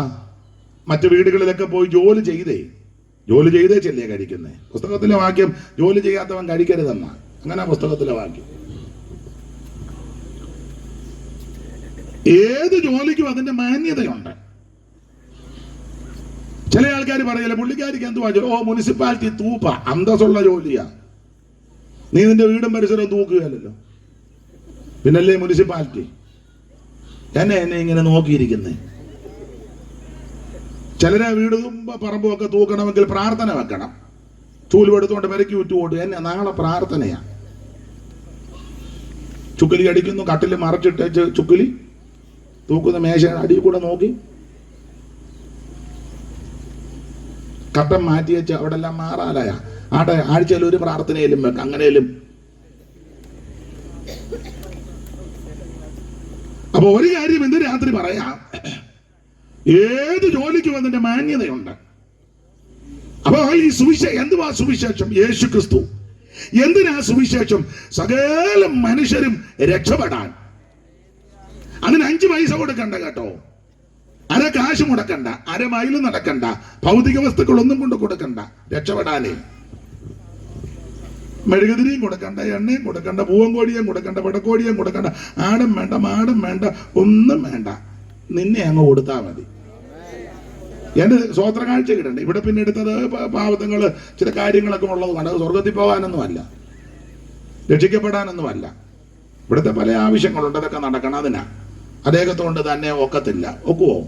ഓ എനിക്ക് ഇരിപ്പ് കാണുമ്പോൾ അറിയാം, പാവം. എന്നാലും ഇതെല്ലാം ചെയ്തല്ലോ, ദൈവം അനുഗ്രഹിക്കട്ടെ. ഇവിടെയുള്ള പ്രിയപ്പെട്ടവര് സഹകരിക്കുന്നല്ലോ, നാട്ടുകാരും ഒക്കെ സഹകരിക്കുന്നല്ലോ, ദൈവം നിങ്ങളെ അനുഗ്രഹിക്കട്ടെ. അപ്പൊ ചുരുക്കി പറഞ്ഞാൽ ഇതെടുക്കുന്നത് സ്വർഗത്തിൽ പോകാനൊന്നുമല്ല, രക്ഷിക്കപ്പെടാനല്ല. രക്ഷിക്കപ്പെടുവാൻ ഒറ്റ വഴിയേ ഉള്ളൂ, യേശു ക്രിസ്തുവിനെ രക്ഷിതാവായി സ്വീകരിക്കുക. മറ്റൊരുത്തനും രക്ഷയില്ല. നാം രക്ഷിക്കപ്പെടുവാൻ ആകാശത്തിന് കീഴിൽ മനുഷ്യരുടെ ഇടയിൽ നൽകപ്പെട്ട ഒരേ ഒരു നാമം യേശു ക്രിസ്തുവിന്റെ പരിശുദ്ധ നാമമാണ്. സ്തോത്രം. രക്ഷിപ്പാൻ മാർഗം വേറെയില്ല, രക്ഷകനേശു താൻ വഴിയേ. രക്ഷിപ്പാൻ മാർഗം ഞാൻ അറിയാവുന്ന പാട്ട് പാടുമ്പോ നിങ്ങളോട് പാടാം. അത് പറയാൻ പറ്റില്ലേ? എന്നാ എന്ത് ആരാ പാടുന്നത്? ഈ മൈക്ക് 4 എണ്ണം എന്തിനാ വെച്ചേക്കുന്നത്? അറിയാവുന്ന പാട്ട് പാടുമ്പോ രക്ഷിപ്പാൻ മാർഗം വേറെയില്ല, രക്ഷകനേശു താൻ വഴിയേ. വരുവീ ഈ നല്ല സമയം വൃഥാവാകാതെ, നിന്നെ യേശു വിളിച്ചിടുന്നു. വരുവീ ഈ നല്ല സമയം വൃഥാവാക്കാതെ, നിന്നെ യേശു വിളിച്ചിടുന്നു. അപ്പൊ ശ്രദ്ധിക്കുക, എന്തിനായി സുവിശേഷം? സകല മനുഷ്യരും രക്ഷപ്പെടാൻ. ഒരു വാക്യം വായിച്ചോ കർത്തദാസനെ, തീത്തോസിന്റെ ലേഖനം 2-ാം അധ്യായത്തിന്റെ 11 മുതൽ താഴോട്ടുള്ള തിരുവെടുത്ത്. അറിവുള്ള വാക്യമാ, വായിപ്പിക്കുന്ന എന്തിനാന്ന് ചോദിച്ചാൽ ഇതൊക്കെ ഇതിനകത്തുള്ളതാന്ന് അറിയണം. അതിനാ വായിര്. സകല മനുഷ്യർക്കും രക്ഷാകരമായ ദൈവകൃപ ഉദിച്ചുവല്ലോ. സകല മനുഷ്യർക്കും രക്ഷാകരമായ ദൈവകൃപ. അപ്പൊ എന്തിനായി സുവിശേഷം? സകല മനുഷ്യനും രക്ഷപ്പെടണം. രക്ഷപ്പെടാനുള്ള മാർഗമാണ് സുവിശേഷം. ഒന്നുകൂടെ ആവർത്തിക്കാം, മതമാറ്റമല്ല, സഭമാറ്റമല്ല. അവൻ മനസ്സ് മാറി മാനസാന്തരപ്പെട്ട് അവൻ സ്വത്തിന് രക്ഷപ്പെടാനുള്ള മാർഗമാണ്. ഞാന് പ്രാരംഭത്തിൽ ഒരു കാര്യം പറയാം. ഞാനൊരു ഹൈന്ദവ പശ്ചാത്തലത്തിൽ നിന്നാണ് ഈ മാർഗത്തിൽ വന്നത്. എല്ലാം വിവരിക്കുന്നില്ല. സുഖമില്ലാതെ വളരെ പ്രയാസപ്പെട്ടു. ടൈഫോയിഡ് വന്നു കൂടി. ആലപ്പുഴ മെഡിക്കൽ കോളേജിലെ ചികിത്സകളൊക്കെ ആയിരുന്നു. ഭേദമൊന്നും വന്നില്ല. ഒരു സന്ധ്യയ്ക്ക് ക്ഷേത്ര ദർശനം കഴിഞ്ഞ് വീട്ടിലേക്ക് വരുമ്പോൾ ഇതുപോലെ, ഇത്ര ആളൊന്നുമില്ല, ഒരു വീടിന്റെ മുറ്റത്ത് ഇതുപോലൊരു യോഗം. ഇത്ര മെച്ചപ്പെട്ട യോഗമൊന്നുമല്ല, കുറച്ച് പേര് ദൂരെ നിന്ന് ശ്രദ്ധിച്ചു. അപ്പൊ എന്റെ ഹൃദയത്തിൽ ചിന്ത, ഇവര് പ്രാർത്ഥിച്ചാൽ ചിലപ്പോൾ എനിക്ക് സൗഖ്യം കിട്ടും. മുമ്പോട്ട് ചെന്നു പ്രാർത്ഥിക്കാൻ പറഞ്ഞു. അവിടെയുള്ള ദൈവമക്കളും ദൈവദാസന്മാരും പ്രാർത്ഥിച്ചു. ചില കർത്തദാസന്മാർ ശിരസിൽ കൈവച്ച് പ്രാർത്ഥിച്ചു. അന്ന് രാത്രി യേശു സൗഖ്യമാക്കി. അങ്ങനെയായി മാർഗത്ത് വന്ന്. അപ്പൊ എന്റെ നെറ്റിയിലൊക്കെ കളവക്കുറിയും കൈ പ്രസാദവും ഒക്കെ ഉണ്ടായിരുന്നു. വൃശ്ചികവ്രതത്തിന്റെ സമയമാണ്. ശരണം വിളിയൊക്കെ കഴിഞ്ഞ് നാമജപവും കഴിഞ്ഞാച്ചാ വരുന്നത്. അന്ന് രാത്രി യേശു എന്നെ രക്ഷിച്ചു. അപ്പൊ ഒരു കാര്യം എന്ത് രാത്രി പറയാം, അങ്ങനെയാ ഈ മാർഗത്ത് ഞാൻ വന്നത്. അല്ലാതെ എനിക്ക് ആരും കാശ് തന്നു കൊണ്ടുവന്നല്ല. അങ്ങനെയൊക്കെ ചിലര് പറയുന്നു. കാശ് കൊടുത്ത് കാശും കഞ്ഞി, പിന്നെ ചുമ്മാ ഊളത്തരമൊന്നും പറയരുത്. എനിക്കാരും തന്നില്ല. നിങ്ങൾക്ക് വല്ലതും കിട്ടിയെങ്കിൽ നിങ്ങൾ പറഞ്ഞു. എൻ്റെ കാര്യം എനിക്ക് പറയാം. ഒന്നറിയാം, യേശു എന്നെ സൗഖ്യമാക്കി. അവന് സമാധാനം ലഭിച്ചു. ദൈവത്തിന് മഹത്വം. അപ്പൊ എന്തിനായി സുവിശേഷം? സകല മനുഷ്യനും രക്ഷപ്പെടാൻ. ഇനി ആരായി സുവിശേഷം കേൾക്കേണ്ടത്? ആര് കേൾക്കണം? എല്ലാരും കേൾക്കണം. വായിച്ചോ 49-ാമത്തെ സങ്കീർത്തനത്തിന്റെ പ്രാരംഭവാക്യം. ആരാ കേൾക്കേണ്ടത്? ഒരു ഏരിയയിലുള്ളവരും, ഒരു വിഭാഗക്കാരും, ഒരു സംഘടനക്കാരും, ഒരു സമൂഹം മാത്രമല്ല കേൾക്കേണ്ടത്. ആരാ കേൾക്കേണ്ടത്? എഴുതിയിട്ടുണ്ട്. വായിര്. സകല ജാതികളുമായുള്ളവരെ ഇത് കേൾപ്പിൻ. ഇത് കേൾക്കണം. മതി. സകല ജാതികളും ഇത് കേൾക്കണം. നമ്മളെ ചില ഇടങ്ങളിലൊക്കെ പറയാൻ പോകുമ്പോ, ഞാനും പോയിട്ടുണ്ട്, പോകുമ്പോ ചോദിക്കും, എന്നാ സുവിശേഷം? സുവിശേഷം ഇല്ലയോ? അങ്ങോട്ട് ചെല്ലും. നിങ്ങളുടെ ആൾക്കാരാണ്ട് അവിടെ ഉണ്ട്. ആരാ നിങ്ങളുടെ ആൾക്കാർ? പത്രോസും മർക്കോച്ചനും സാറാമ്മയും ചിന്നമ്മയും മേരി, ഏതാ ഒലിപ്പി മേരി. എന്നോടൊരാളെ പറഞ്ഞ ഒലിപ്പി മേരിയാണ്. ആളറിഞ്ഞ തന്നെ ഞാൻ പറഞ്ഞത്. നിങ്ങൾ പറഞ്ഞോ നമ്മുടെ മേരി അത് തന്നെ. പിന്നെ കരിമമ്മേനെ എനിക്കറിയരുത്. എത്തക്കുടി ചിന്നമ്മ.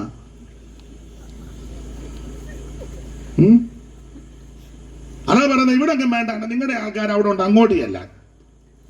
എന്നാലും നമ്മൾ ഇതുമായിട്ട് അങ്ങോട്ട് ചെന്നപ്പോൾ അവര് ചോദിക്കുക, എന്നാ സുവിശേഷം? ഞങ്ങൾക്ക് ഇതെല്ലാം അറിയാണ്ട് അങ്ങോട്ട് ചെല്ല്.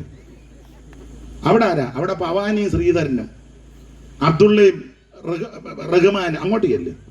ചുരുക്കി പറഞ്ഞാൽ നമ്മളെ അങ്ങോട്ട് കൊണ്ടിട്ട് നാട്ടുക. അയ്യോ, ഞാനൊരു കാര്യം പറയാം, ഇതെല്ലാരും കേൾക്കണം. പവാനിയും കേൾക്കണം, ശ്രീധരനും കേൾക്കണം, പത്രോസും കേൾക്കണം, ചിന്നമ്മയും കേൾക്കണം, മേരിയും കേൾക്കണം, എല്ലാവരും കേൾക്കണം. സകല ജാതികളും ഇത് കേൾക്കണം. ഒരു വിഭാഗക്കാര് മാത്രം കേട്ടാ പോരാ, സകല ജാതികളും കേൾക്കണം. ഞാൻ തുടക്കത്തിലെ പറഞ്ഞു, ജാതിയും മാർഗവും മരണമൊക്കെ മനുഷ്യനുണ്ടാക്കിയതാ ആണെന്ന്. അപ്പോൾ ഇതെല്ലാവരും കേൾക്കണ്ട. അതിനെ എല്ലാവരും കേൾക്കണം. എല്ലാവരും കേൾക്കാൻ കൊള്ളാമെന്ന് ഇതേ ഉള്ളൂ നല്ലത്. ബാക്കി കാര്യമല്ല എല്ലാവരും കൂടി ഇരുന്ന് കേൾക്കാൻ പറ്റുന്നതല്ല. അപ്പനും അമ്മയും വല്യപ്പനും വല്യമ്മയും കൊച്ചുമക്കളും എല്ലാം കൂടെ ഒന്നിച്ചിരുന്ന് കേൾക്കാൻ പറ്റുന്ന വാർത്തകളല്ലല്ലോ ഇപ്പൊ കേട്ടോണ്ടിരിക്കുന്നേ. ടി വി തന്നെ വെച്ചോണ്ടിരിക്കും. ഇപ്പൊ ടി വി അധികം എല്ലാം കയ്യിലുണ്ടല്ലോ. ഇടക്കാലത്ത് ടി വി വലിയ ടി വി വെക്കും. പഞ്ചായത്തിലൊക്കെ വെക്കുമായിരുന്നു. എല്ലാവരും കൂടെ വന്ന് കാണാൻ. എല്ലാവരും കൂടെ അങ്ങനെയുണ്ട്. വീടുകളിലും വെക്കുമ്പോൾ എല്ലാവരും കാണുക. അപ്പനും അമ്മയും വല്യമ്മ. എന്നാൽ ചിലത് വരുമ്പോ അമ്മ പറയും, കടുക് മൂത്തുന്നില്ലെന്ന് തോന്നുന്നു, ഞാൻ പോവാണ്, കാരണം കാണാൻ കൊള്ളാത്ത കാര്യമാണ്. വല്യമ്മയും കൊച്ചുമക്കളും വരുന്നത്, അല്ലെ അപ്പനും മക്കളും കൂടെ കാണാൻ പറ്റാത്ത പരസ്യങ്ങളും വാർത്തകളുമാണ്. ഒന്നേ കണ്ണടയ്ക്കും, ഇല്ലേ എഴുന്നേറ്റ് പോവും. കേൾക്കുന്ന വാർത്ത അങ്ങനെ നല്ല വാർത്തയല്ലല്ലോ, കേൾക്കുന്നതെല്ലാം അസ്വസ്ഥത ഉണ്ടാക്കുന്ന വാർത്തയല്ലേ. ചില പ്രായമുള്ളവർ വർത്താനം പറയുമ്പോൾ പിള്ളേരിക്കുമ്പോൾ പ്രായമുള്ളവർ പറയുന്നത് ഞാൻ കേട്ടുണ്ട്, എന്തുവാടാ മൂത്തവർ വർത്താനം പറയുന്നതിനിടെ കീഴെ പോ മൂത്തവർ അത്രയൊക്കെയാ പറയുന്നത് എന്ന് പറഞ്ഞാൽ കൊച്ചുങ്ങൾക്ക് കേൾക്കാൻ പറ്റാവുന്ന ഒന്നും അല്ല പറയുന്നത്. അതാ പറയുന്നത് മൂത്തവർ വർത്താനം പറയുന്നത് കീഴെ പോ. മൂത്തവർ പറയുന്നതെല്ലാം ഇത്ര നാശമാണ്. എന്നാൽ ഈ വാർത്തകളുടെ പ്രത്യേകത മൂത്തവർക്കും കേൾക്കാം, കൊച്ചുങ്ങൾക്കും കേൾക്കാം, ഇടത്തരക്കാർക്കും കേൾക്കാം, ആർക്കും കേൾക്കാൻ പറ്റാവുന്ന നല്ല വാർത്തയാണ് സുവിശേഷം.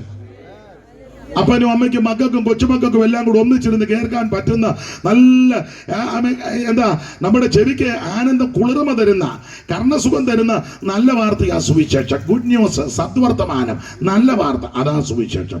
ഇതെല്ലാവരും കേൾക്കണം. അത് കേൾപ്പിക്കാനായിട്ട് ഈ ദൈവദാസന് ഇവിടെയുള്ള പ്രിയപ്പെട്ടവരും ചുമല് കൊടുത്ത് ഈ ചെയ്യുന്ന വലിയ പ്രവർത്തനത്തെ ഓർത്ത് ഞാൻ ദൈവത്തെ സ്തുതിക്കുന്നു. അനുസരിക്കുമോ അനുസരിക്കാതിരിക്കുമോ അവനവന്റെ ഇഷ്ടമാണ്. ഇതാരെയും നിർബന്ധിക്കത്തൊന്നും വലിയ സമ്മർദ്ദമൊന്നുമില്ല. ഞാൻ എപ്പോഴും പറയും ഞാൻ നിർബന്ധിക്കത്തില്ല. അങ്ങനെ ഇത് നിർബന്ധിച്ച് കൊണ്ടുവരേണ്ട കാര്യമല്ല, തന്നെത്താൻ തീരുമാനിക്കേണ്ട കാര്യമാണ്. ചെല്ലി പറയാനുണ്ട്, വന്ന് നോക്ക്, ഇരിക്ക്, ഞാൻ വിളിക്കുകയല്ല. ഇതാണ് നല്ല മാർഗം, നിനക്ക് ഇഷ്ടമുണ്ടെ അംഗീകരിച്ചാൽ മതി. പക്ഷെ ഇത് പറയും, ഇതാണ് ഇത് നല്ല മാർഗമാണ്, അനുഭവിച്ചുകൊണ്ടിരിക്കുക. പക്ഷെ ആരെയും നിർബന്ധിക്കത്തില്ല. ബോർഡ് വെക്കുമല്ലോ, ആരോ ഒക്കെ കൊടുത്ത് സൂക്ഷിക്കണം. ബോർഡ് എഴുതിയ ആള് വന്ന് കൈക്ക് പിടിക്കുവോ? അത് പോകേണ്ടവൻ സൂക്ഷിക്കണം. അപ്പൊ ശ്രദ്ധിക്കുക, ഇത് നല്ല വാർത്തയാ സുവിശേഷം. എല്ലാവരും കേൾക്കണം.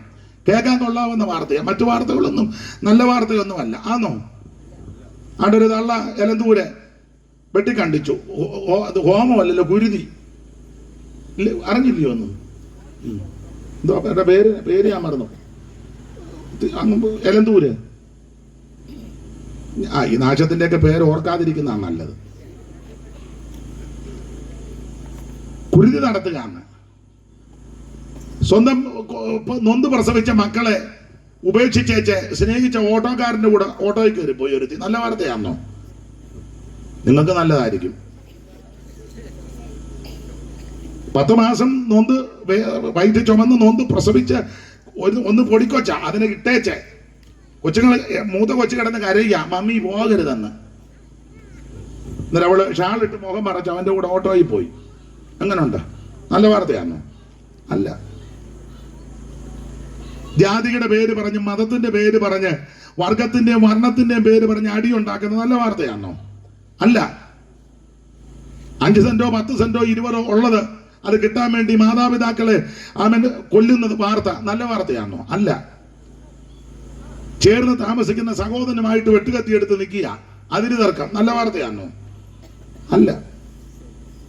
ഇവിടെ കേൾക്കുന്ന വാർത്ത മുഴുവൻ നമുക്ക് സ്വസ്ഥതക്കേടും സ്വൈര്യക്കേടും ഉണ്ടാക്കുന്ന വാർത്തയാണ്. ഇതിന്റെ നടുവിൽ എന്റെ പ്രിയരെ നല്ല വാർത്തയാ സുവിശേഷം. ഇത് സമാധാനത്തിന്റെ വാർത്തയാണ്. അലോഗ്യം ഉണ്ടാക്കിക്കുന്ന വാർത്തയല്ല, തമ്മിത്തല്ലുണ്ടാക്കുന്ന വാർത്തയല്ല. അവന്റെ പെടലി എടുത്തുകൊണ്ട് വാ വത്സ, ഞാൻ നിന്നിൽ സംപ്രീതനാകും. അതാണ് ഇത്. നീ അവന്റെ പെടലി കണ്ടിച്ചോണ്ട് വാ വത്സൻ അന്നേരം കൊടുവാളുമായിട്ട് ഇറങ്ങുക. മറ്റവന്റെ പെടലി മറ്റേ പുള്ളി നിൽക്കുക വത്സനെ അനുഗ്രഹിക്കാൻ. എന്നെ നിങ്ങളെല്ലാം പേടിച്ചിരിക്കുന്ന പോലെ ഞാൻ കാര്യമാ പറയുന്നത്. ഇത് മറ്റൊരു തന്നെ പെടലി എടുക്കുന്ന മാർഗമല്ല, അവനെ കൊല്ലണമെന്ന് പറയുന്ന മാർഗമല്ല, അവനെ നശിപ്പിക്കണമെന്ന് പറയുന്ന മാർഗമല്ല, മരിച്ചവരെ ഉയർപ്പിക്കുന്ന മാർഗമാണ്. സമാധാനമില്ലാത്തവന് സമാധാനം ഉണ്ടാക്കുന്ന മാർഗമാണ്. ആശ്വാസമില്ലാത്തവന് ആശ്വാസം കൊടുക്കുന്ന മാർഗമാണ്. അതാ സുവിശേഷം. അറിയാവുന്ന പാട്ടാ, എല്ലാവരും ചുമ്മാ ഇരിക്കല്ലോ, പാട എല്ലാവരോട് ചേർന്ന് പാടാം. ആശ്വാസം നൽകാത്തി പാനിയിലെ വാസത്ത ഉള്ള നീറും ഉള്ളം നീറും ആശ്വാസം നൽകാത്തി പാരിയിലെ വാസത്ത ഉള്ളം നീറും ഉള്ളം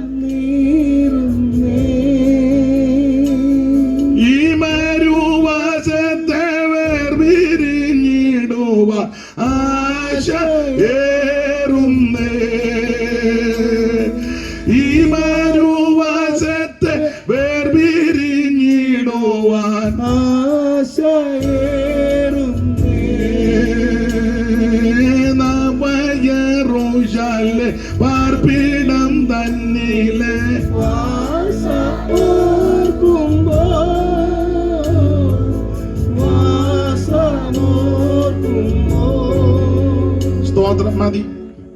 ഇങ്ങനെ പാടി ഓർക്കാതിരിക്കുന്ന നല്ലത് വാസം. പിന്നെ ഈ രാത്രി ഇത്രയിലും ഒപ്പിച്ചല്ലോ, വലിയ കാര്യം. അപ്പൊ ശ്രദ്ധിക്കുക, സുവിശേഷം എന്തിനാന്ന് ചോദിച്ചാൽ സകല മനുഷ്യരും രക്ഷപ്പെടാനാ. അതിനാ സുവിശേഷം. ഏത് മനുഷ്യനെ രക്ഷിക്കുന്ന മാർഗം, എല്ലാവർക്കും രക്ഷ തരുന്ന മാർഗം, അതാ സുവിശേഷം. അപ്പം എന്താ സുവിശേഷം? യേശു ക്രിസ്തു. എന്തിനാ സുവിശേഷം? സകല മനുഷ്യനും രക്ഷപ്പെടാൻ. ആരാ കേൾക്കേണ്ടത്? സകല ജാതികളും ഇത് കേൾക്കണം, എല്ലാവരും കേൾക്കണം. ദൈവത്തിന്റെ മഹത്വം. ഈ സുവിശേഷം കേട്ടാലുള്ള ഗുണം എന്നാ? ഗുണം ഒത്തിരി ഉണ്ട്. ലൂക്കോസിന്റെ സുവിശേഷം 2-ാം അധ്യായത്തിന്റെ 8 മുതൽ 13 വരെയുള്ള തിരുവെടുത്ത് പഠിക്കുമ്പോൾ യേശു ക്രിസ്തുവിന്റെ തിരുപ്പിറവി. ക്രിസ്തുവേശു ഈ ഭൂമിയിൽ ഭൂജാതനായി കന്യകാ സൂനുമായി ഈ ഭൂമിയിൽ അവതരിച്ചപ്പോൾ നടന്ന ഒരു പ്രത്യേക സംഭവമാണ് ആ 8-ാം വാക്യം മുതൽ എടുത്തിരിക്കുന്നത്. എല്ലാം വിവരിക്കാൻ നേരമില്ല. ലൂക്കോസിന്റെ സുവിശേഷം 2-ന്റെ 8 അന്ന് ആ പ്രദേശത്ത് ഇടയന്മാർ രാത്രിയിൽ ആട്ടിൻകൂട്ടത്തെ കാവൽ കാത്ത് വെളിയിൽ പാർത്തിരുന്നു. അപ്പോൾ കർത്താവിന്റെ ഒരു ദൂതൻ അവരുടെ അരികെ നിന്നു. കർത്താവിന്റെ തേജസ് അവരെ ചുറ്റിമിന്നി. ഈ വാക്യങ്ങൾ ചേർത്ത് പിടിച്ചാൽ യേശു ക്രിസ്തു അതാ സുവിശേഷം. ആ സുവിശേഷം ഭൂജാതനായി യേശു ജനിച്ചു. ആ സുവിശേഷം വന്നതുകൊണ്ട് എന്തോ സംഭവിച്ചു. ഒരു കാര്യം അവിടെ പറയാം, ഒറ്റ വാക്ക് പറഞ്ഞ ഇരുട്ട് മാറി. കാരണം ഇത് രാത്രി നടക്കുന്ന സംഭവമാണ്. രാത്രിയില് ആ രാത്രിയിൽ തേജസ് ചുറ്റി മിന്നി, അപ്പൊ ഇരുട്ട് മാറി. എന്റെ പ്രിയരെ, സുവിശേഷം ഇരുട്ട് മാറ്റുന്ന മാർഗമാണ്. ജീവിതത്തിന്റെ ഇരുട്ട്, കുടുംബത്തിന്റെ ഇരുട്ട്, ദേശത്തിന്റെ ഇരുട്ട്, രാജ്യങ്ങളുടെ ഇരുട്ട്, രാഷ്ട്രങ്ങളുടെ ഇരുട്ട്, അന്ധകാരത്തെ തുടച്ചു മാറ്റുന്ന മാർഗമാണ് സുവിശേഷം. ഇത് പറയുമ്പോ ചില കാര്യം പറയാതിരിക്കാൻ ഒക്കത്തില്ല. അന്ധകാരം, ഇരുട്ട്. നമ്മുടെ ഈ കൊച്ചു സംസ്ഥാനത്തിലുമൊക്കെ ഒരു കാലത്ത് ഇരുട്ടായിരുന്നു. ഇപ്പോഴും അത്ര പൂർണ്ണമായിട്ട് മാറിയൊന്നൊന്നും ഞാൻ വിശ്വസിക്കുന്നില്ല. ഇനി പൂർണ്ണമായിട്ട് മാറുമോ എന്ന് സംശയിക്കേണ്ടിയിരിക്കുന്നു. സ്തോത്രം. ഇരുട്ട് മാറ്റും. ഒരു കാലത്ത് ഇവിടെ ഇരുട്ടായിരുന്നു. അതെന്നാ? അത് ഞാൻ 1-2 കാര്യം പറയാം. ഇരുട്ട് ഒരു 100-150 കൊല്ലം പുറകോട്ട് നോക്കിയ ഇരുട്ട് കുറച്ചൊക്കെ വ്യത്യാസം വന്നു. അതെന്താ ഇരുട്ട്? ഇവിടെ ജാതിക്കോമരങ്ങൾ കലിതുള്ളി നിന്നൊരു കാലം ഉണ്ടായിരുന്നു. സാധുക്കളായ ആൾക്കാർക്ക് വഴി നടക്കാനൊക്കത്തില്ല, മെയിൻ റോഡേ നടക്കാനൊക്കത്തില്ല. എന്തിനാ ഒത്തിരി ദൂരോട്ട് പോകുന്നത്? വൈക്കം വരെ ചെന്നാൽ മതിയല്ലോ. ഇപ്പോഴല്ലയോ അതിലേതിലെല്ലാം കയറി ആൾക്കാർ നടക്കുന്നത്. നേരത്തെ അതിലെ നടക്കായിരുന്നു അമ്മേ. ഓ, ഈ അമ്മ ഉറങ്ങുകയാണോ? ഒരു 100 കൊല്ലം മുമ്പേ വൈക്കത്തമ്പലത്തിന്റെ സൈഡിൽ കൂടെ എല്ലാവർക്കും നടക്കാൻ പറ്റുമോ എന്ന് വന്നിരിക്കുക നിങ്ങളല്ലേ. അഷ്ടമി തൊഴാന്നും പറഞ്ഞ് അവിടെ ചെന്ന് നിന്നാ നല്ല തൊഴി കിട്ടും. തൊഴി കിട്ടും. ഇപ്പോഴല്ല, 100 കൊല്ലം മുമ്പ് കയറാനൊക്കത്തില്ല, ഇതിലെ വഴി നടക്കാനൊക്കത്തില്ല. മനസ്സിലായോ? എൻ്റെ അച്ചാച്ചൻ്റെ പെങ്ങളെ ഇവിടെ കെട്ടിച്ചിട്ടുണ്ട്. അതുകൊണ്ട് കുറച്ച് കാര്യം അറിയാം. പുള്ളിക്കാരിയും പറഞ്ഞു തന്നിട്ടുണ്ട്. അവിടെ ചാലപ്പറമ്പിലെ രമണി, ഭർത്താവിൻ്റെ പേര് നാരായണൻ, മരിച്ചുപോയി. ചിലപ്പോൾ ഞാൻ യോഗം കഴിഞ്ഞതിൽ നിന്ന് പോയിച്ചേ പോവുള്ളൂ. അപ്പൊ ഞാൻ പറഞ്ഞതിന്റെ സാരം, എല്ലാവർക്കും ഒന്നും ഈ വഴിയിൽ കൂടെ നടക്കാൻ ഒക്കത്തില്ല. റോഡ് പട്ടിക്കും പന്നിക്കും വഴിയിൽ കൂടെ നടക്കാൻ, മനുഷ്യന് നടക്കാൻ മേല. ഇരുട്ടാ, അന്ധകാരം. അങ്ങനത്തെ സാഹചര്യമായിരുന്നു കേരളത്തിലും.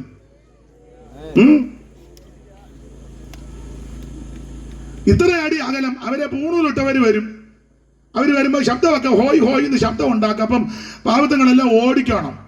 നായർ ഇത്രയടി, ഈഴവരിത്രയടി, പുലയരിത്രയടി, പറയരിത്രയടി, പിന്നെ ഓരോ ജാതിയും അത്ര അടി മാറിക്കണം. ആ അടി മാറുന്നില്ല, വേറെ അടി.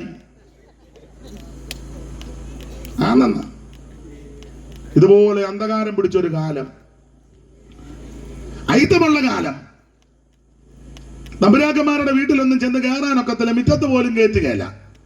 മാത്രമാണോ, അഥവാ ഭക്ഷണം കൊടുക്കുക കേട്ടിട്ടുണ്ട്. കൊടുക്കുകയാണെങ്കിൽ മുറ്റത്ത് ദൂരെ കുഴി കുത്തി ഇല കോട്ടി വെക്കും, അതിനകത്തൊക്കെയാ കൊടുക്കുന്നത്. അവിടെ ചെന്ന് കയറാനൊക്കത്തില്ല. പള്ളിക്കൂടത്തിൽ കയറ്റുകയല്ല. പള്ളിക്കൂടത്തില് നിങ്ങൾക്ക് ചരിത്രം പഠിക്കുന്നവർക്കറിയാം. എല്ലാ കാര്യവും ഞാൻ വിശദീകരിക്കുന്നില്ല, സുവിശേഷ യോഗമായതുകൊണ്ട്. പണ്ട് ഒരു പെൺകുട്ടിയെ സ്കൂളിൽ കൊണ്ടുവന്നിരുത്തി. ഇവിടെ അല്ല, തിരുവനന്തപുരത്ത്. ആ പെൺകുട്ടിയുടെ പേര് പഞ്ചമി എന്നാ. പഞ്ചമി, നിങ്ങൾ ചരിത്രം പഠിക്കുന്നവർക്കറിയാം. പള്ളിക്കൂടത്ത് ഇരുത്തിയപ്പോൾ അന്നത്തെ മേലാളന്മാര് തമ്പുരാക്കന്മാര് പള്ളിക്കൂടത്തിന് തീ വെച്ചു. തീ വെച്ച വിദ്വാന്മാരാ. ഇതിന് സമാന സംഭവം ആ കുമ്പനാടിനപ്പുറം പുല്ലാടുണ്ടായത്, പൂവത്തൂരിനടുത്ത് പുല്ലാട്. അവിടെ തേവൻ എന്ന് പറയുന്ന ഒരു പയ്യനെ സ്കൂളിൽ കൊണ്ടിരുത്തി. തേവൻ അന്നും പള്ളിക്കൂടത്തിന് തീ വെച്ചു. പക്ഷേ പ്രഗത്ഭനായ ഒരാളുണ്ടായിരുന്നു, സരസകവി മൂലൂര് പത്മനാഭ പണിക്കര്. അദ്ദേഹം ഈ പയ്യനെ ചേർത്തണച്ചു, വേണ്ട ഒത്താശകൾ കൊടുത്ത് വിദ്യയാക്കി അഭ്യസിക്കുവാൻ സാവകാശം ഒരുക്കി.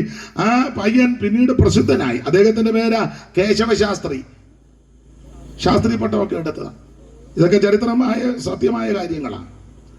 അപ്പൊ അങ്ങനെ പള്ളിക്കൂടത്തിന് തീ വെച്ച കാലം. പള്ളിക്കൂടത്ത് കയറ്റുകയല്ല, വിദ്യ അഭ്യസിക്കുവാൻ അനുവദിക്കത്തില്ല, പള്ളിക്കൂടത്ത് ഇരുത്തുകയല്ല. ഞങ്ങൾക്കൊരു അമ്മയുണ്ട്, ഇപ്പോഴും ഉണ്ട്, ഞാത്തം കയറില്ല. അമ്മ എന്നോട് പറഞ്ഞ 1ാം ക്ലാസ്സിലെ പഠിച്ചോളെന്ന്. ഞാൻ ചോദിച്ചു പിന്നെന്നാ? ഞാൻ സാറിനെ അടിച്ചേച്ചിറങ്ങിയെന്ന് പറഞ്ഞു. ഞാൻ ചോദിച്ചു സാറിനെ തല്ലു? എന്നെ തല്ലാൻ കാര്യം അമ്മ എന്നോട് പറഞ്ഞതാ. അവിടെ നിന്നൊരു പൂ പറിച്ചു. കുഞ്ഞുങ്ങളല്ലേ, അന്നത്തെ കാലമാ.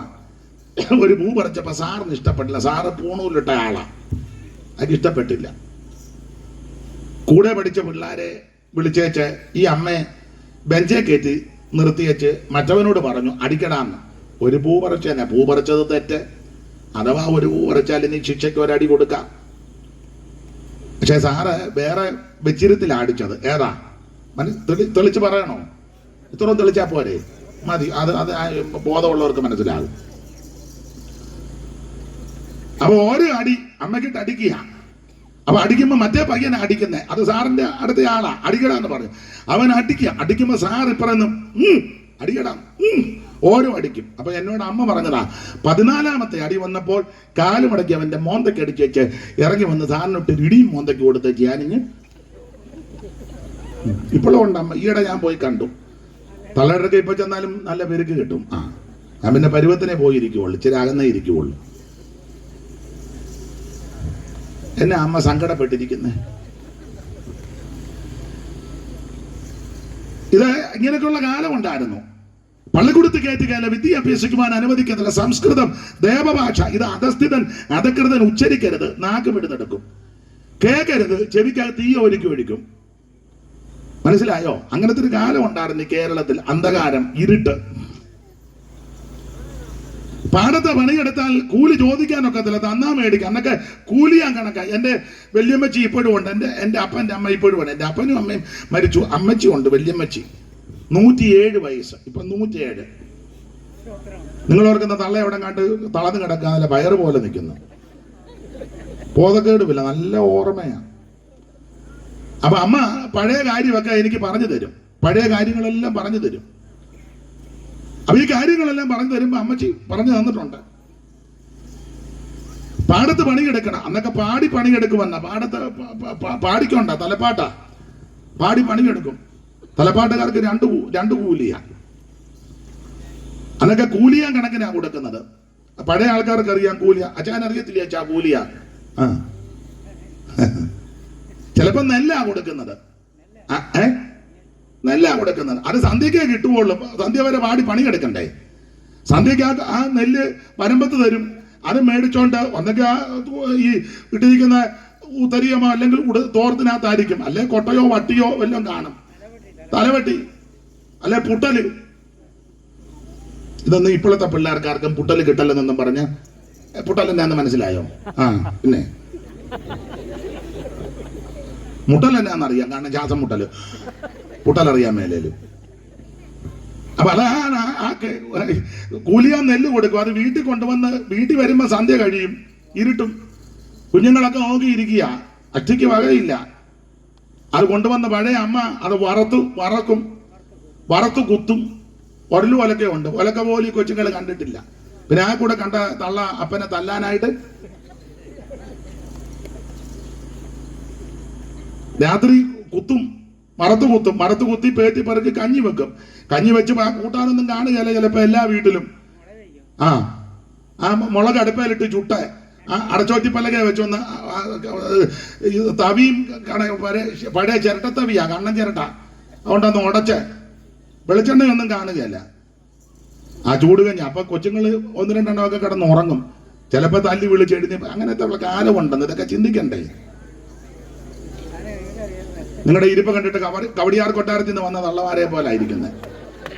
ഇരിപ്പ് അഹങ്കാരത്തിനൊന്നും കുറവില്ല. അപ്പൊ അന്നത്തെ കാലത്ത് ഇങ്ങനൊക്കെയാ. അങ്ങനെ ജോലി ചെയ്ത കൂലി ചോദിച്ച് ചെല്ലാനും ഒക്കത്തില്ല. പഴയ ഒരു പാട്ടുണ്ട്, വല്യമ്മച്ചി പാടി കേട്ടിട്ടുള്ളതാ, ചിലർക്കറിയാം. ജോലി ചെയ്തു വിയർപ്പൊഴുക്കി കൂലി ചോദിച്ചാലുടനെ പോകണമെന്നോതുവതും ശരിയോ തെറ്റോ. ജോലി ചെയ്തു വിയർപ്പൊഴുക്കി കൂലി ചോദിച്ചാലുടനെ പോകണമെന്നോതുവതും ശരിയോ തെറ്റോ. ഇത് ശരിയോ തെറ്റോ. അങ്ങനത്തെ ഒരു കാലം, ഇരുണ്ട കാലം, അന്ധകാലം. മാത്രമാണോ ആശുപത്രി കയറ്റുകയല്ല. സർക്കാർ ആശുപത്രിയിൽ എല്ലാവർക്കും ഒന്നും കയറി ചെല്ലാൻ ഒക്കത്തില്ല. ഇപ്പോഴല്ല, പണ്ട് അയിത്തം. അന്ന് ആശുപത്രിയിലെ ഡോക്ടർമാര് വരും, അപ്പോത്തിക്കിരി. നല്ല നല്ല ആൾക്കാരെ അടുത്തിരുത്തി പരിശോധിപ്പിക്കും. നല്ല നല്ല ആൾക്കാരെന്ന് ഞാൻ ഉദ്ദേശിച്ചത് കുടുംബക്കാരും വിദ്യാനിപുണന്മാരും കണ്ടാൽ കൊള്ളാമെന്ന് സമൂഹം വിലയിരുത്തുന്ന കുറെ ആൾക്കാരുണ്ട്. അവരെയൊക്കെ അടുത്തിരുത്തി കുടല് വെച്ച് പരിശോധിക്കും. വലിച്ചു വിട്ടാട്ടെ അങ്ങനെയൊക്കെ. അങ്ങനെയാണല്ലോ, തിരിഞ്ഞിരുന്നാട്ടെ, വാ പൊളിച്ചാട്ടെ, കണ്ടൊന്ന് കാണിച്ചാട്ടെ. അതൊക്കെ നല്ല ആൾക്കാര്. മറ്റുള്ളവരെ കൊള്ളുകയല്ലെന്ന് പറയുന്ന ആൾക്കാരൊന്നും അടുത്തോട്ട് വരുത്തുകയല്ല, ദൂരെ നിർത്തും. ദൂരെ ഇന്നിങ്ങനെ നോക്കും.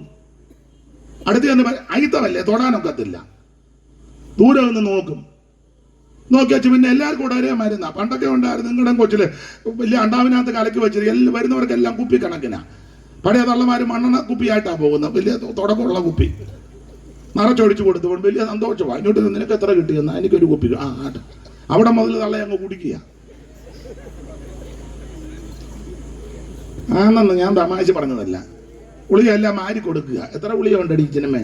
എനിക്ക് 10-15 എണ്ണം. ഉള്ളതാട്ടെ. അപ്പൊ അത് ചുരുക്കി പറഞ്ഞാൽ ഇവർക്ക് വേണ്ടി കൊണ്ടുവരുന്ന മരുന്നും ഒക്കെ ഉണ്ട്. അത് മറു സൈഡിൽ കൂടെ വിൽക്കും. ഇവർക്ക് കൊടുക്കത്തില്ല, സാധുക്കൾക്ക്. അന്നേരം ഞങ്ങളുടെ ഒരു അച്ചായനൊരു പാട്ട് എഴുതി, ഇങ്ങവനത്തുള്ള അച്ചായന. പുള്ളി ഇതെല്ലാം കൂടെ കണ്ട് സങ്കടവും അരിശവും വൈരാഗ്യവും എല്ലാം കൂടെ ചേർത്ത് പുള്ളി ഒരു പാട്ടെഴുതി. നല്ല നല്ല മരുന്നുകൾ മെല്ലമേ കരത്തിലാക്കി ചില്ലയിലെ കാഴ്ചവർകൾ എടുത്തിടുന്നു. അതൊന്ന് വായിച്ചതാ. അതല്ല, നല്ല നല്ല മരുന്നുകൾ മെല്ലമേ കരത്തിലാക്കി ചില്ലയിലെ കാഴ്ചവർകൾ എടുത്തിടുന്നു. ഒട്ടുകുപ്പായക്കാരെ കണ്ടാൽ ഒപ്പം പിടിച്ചിരുത്തി കുപ്പിയിലെ മരുന്നുകൾ കൊടുത്തിടുന്നു. ഒട്ടുകുപ്പായക്കാരെ കണ്ടാൽ ഒപ്പം പിടിച്ചിരുത്തി കുപ്പിയിലെ മരുന്നുകൾ കൊടുത്തിടുന്നു. സർക്കാർ ആശുപത്രികളിൽ വിധമായാൽ സാധുജനങ്ങൾക്കെന്തു ഗതി വരും, ആകുലം തീർപ്പാൻ എന്തു വഴി. അപ്പൊ ഈ നല്ല നല്ല ആൾക്കാരെ കണ്ടാൽ അടുത്തിരുത്തി പരിശോധിക്കും, മരുന്നൊക്കെ കൊടുക്കും. പാവത്തങ്ങൾ എന്ന പരിശോധനയില്ല. വേറൊരു വരി ഉണ്ടത്, പാടി ആലോക്യം ഉണ്ടാകും. അതുകൊണ്ട് ഞാൻ പാടുന്നില്ല, അങ്ങ് അടങ്ങുക. പാടണം. തല്ലുകൊള്ളുകാരനെ എല്ലാവരുടെ വീതിച്ച് മേടിച്ചോണം, ഞാൻ തന്നെ കൊള്ളുകയല്ല. പാടണ്ടെന്നോ? പുള്ളിക്ക് പേടിയാ.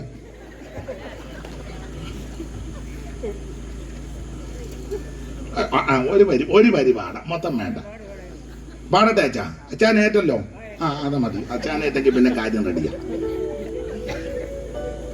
അതിന് വായിക്കണ്ട.